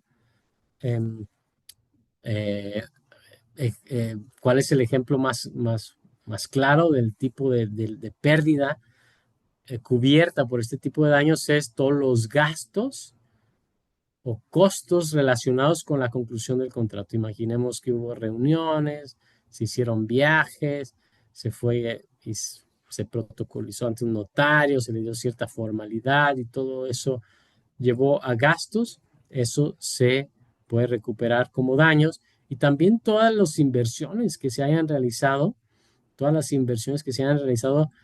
la expectativa de que iba a haber un contrato válido. Inversiones solamente, no el lucro cesante.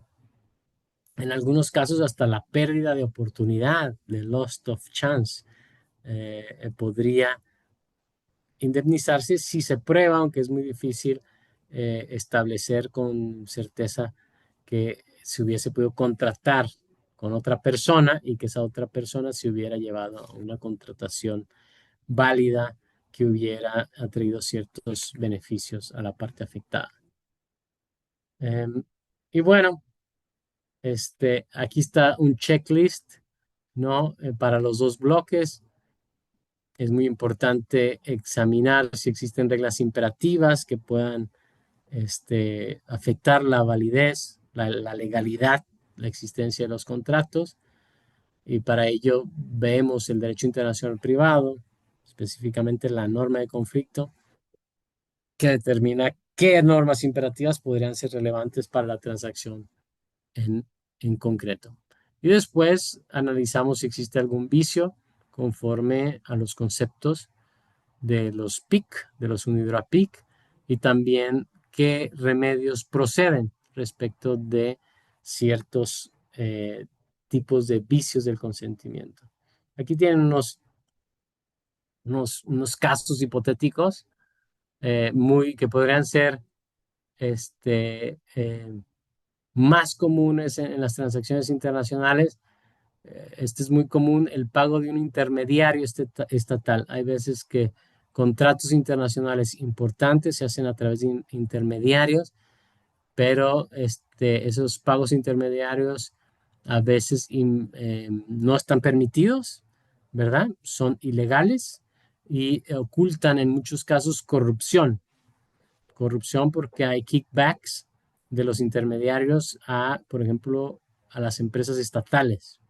Entonces, eso es un caso que podría ser muy relevante en contratos internacionales.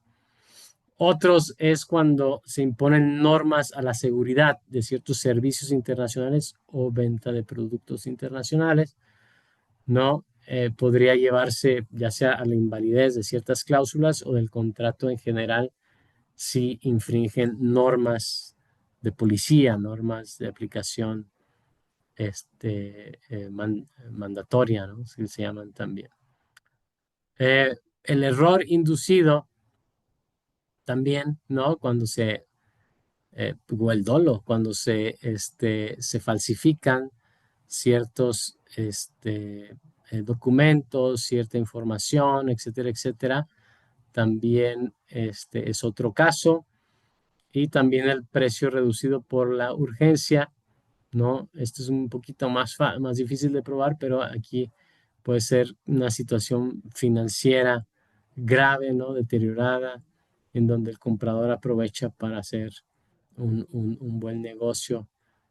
Llega otro board of directors y dice en esto hubo una ventaja excesiva, etcétera, etcétera. Son los casos que yo me podría imaginar.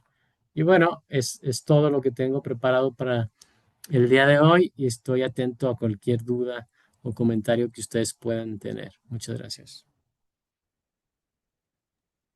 Muchísimas gracias, estimado doctor Muñoz. Pasaremos a la etapa de preguntas. En primer lugar, hay una pregunta por el chat. Dice, muchas gracias por la exposición, doctor Muñoz. Mi pregunta es la siguiente. ¿Es el tema de la validez de un contrato algo que debería estar sujeto al derecho nacional o conviene preferir por reglas de derecho uniforme? Sí. Miren, yo pienso que los principios UNIDROIT sí podrían regular mucho de lo que es la validez del contrato, pero los principios con sus disposiciones que ya están ahí, por ejemplo, sobre vicios de consentimiento, pero como ustedes pueden apreciar, los principios mismos saben que hay ciertas reglas imperativas que de cualquier modo serán relevantes y que ahí está el derecho interno. Y si lo vemos ya en concreto, aun cuando nosotros llevemos esto al derecho interno por una elección realizada en la formación del contrato, digamos, los temas de validez tendrán que ser analizados conforme al derecho peruano, por poner un ejemplo. Pero aún así, si el contrato es un contrato internacional y ha de tener efectos en otras jurisdicciones, probablemente el derecho de esas otras jurisdicciones tengan algo que decir, ¿no? Si el contrato llega a tener efectos ahí o a ejecutarse ahí. Entonces, no es tan claro la anticipación. Tendrías que tratar de anticipar cuáles son la multitud de derechos internos que podrían ser relevantes para regir esta cuestión. Probablemente la solución sería pactar los principios UNIDROIT y que sea la norma imperativa determinada conforme a la regla de conflicto de leyes. Muchas gracias, doctor Muñoz. Tengo otra pregunta al interno. Señala, ¿qué sería lo más conveniente para resolver un caso de invalidez bajo la CISG? ¿Acudir a los UPICC o aplicar las reglas del derecho internacional privado? Bueno, la solución conforme a la convención es ir y utilizar, tratándose de una laguna externa, pues entonces es ir y utilizar las reglas de derecho internacional privado. Y entonces ellas te dirán si qué derecho es el aplicable y cuál es la solución respecto a cierta cuestión, cierto vicio. Pero si tu regla de conflicto te permite, como árbitro o juez, tú mismo determinar, como sería el caso del árbitro, normas jurídicas aplicables, creo que sería una buena idea y se podría aplicar los principios UNIDROIT. El árbitro podría decir, a falta de acuerdo de las partes de esta cuestión, vamos a utilizar los principios UNIDROIT y ahí podría encontrar la solución que es más apropiada para el contexto internacional. Adelante, doctor Gama. Laura. Es una pregunta complementaria tal vez a la que se lo hecha. Es que ¿No pensaría usted que la aplicación de los principios en esos casos de laguna externa de la CSG sería la solución más compatible con el artículo 7.1 de la CSG que ordena o dirige el intérprete a la aplicación, aplicación uniforme e internacional o la preservación de la internacionalidad de la relación del contrato y de la interpretación de la CSG? Bueno, no estoy seguro que de la CIA allí se pueda derivar que una laguna externa, que de una laguna externa también el juez y el árbitro tenga que, bajo esa estipulación, aplicar los conflictos unidad porque sería una regla uniforme. Pero yo pienso que a través de otro criterio y es las expectativas de las partes. Yo creo que las expectativas de las partes en un contrato CIG es que las cuestiones no regidas por la convención también sean tratadas a través de un instrumento de derecho uniforme. Y entonces ahí podríamos llegar a los principios UNIDROIT. Muchas gracias. Muchísimas gracias, doctores. Hay una pregunta final. Esta señala, ¿hay algún parámetro bajo los UPICC para verificar la existencia de una excesiva desproporción? Un parámetro. A ver. Pues sí existe un parámetro, de hecho. Quizás no fui muy... y en realidad tiene varias cuestiones. Una es que la parte, digamos, que se beneficia, tenía conocimiento o de haber tenido conocimiento de la situación precaria o de necesidad en la que se encontraba otra parte. Otra es que el beneficio tiene que ser manifiestamente excesivo.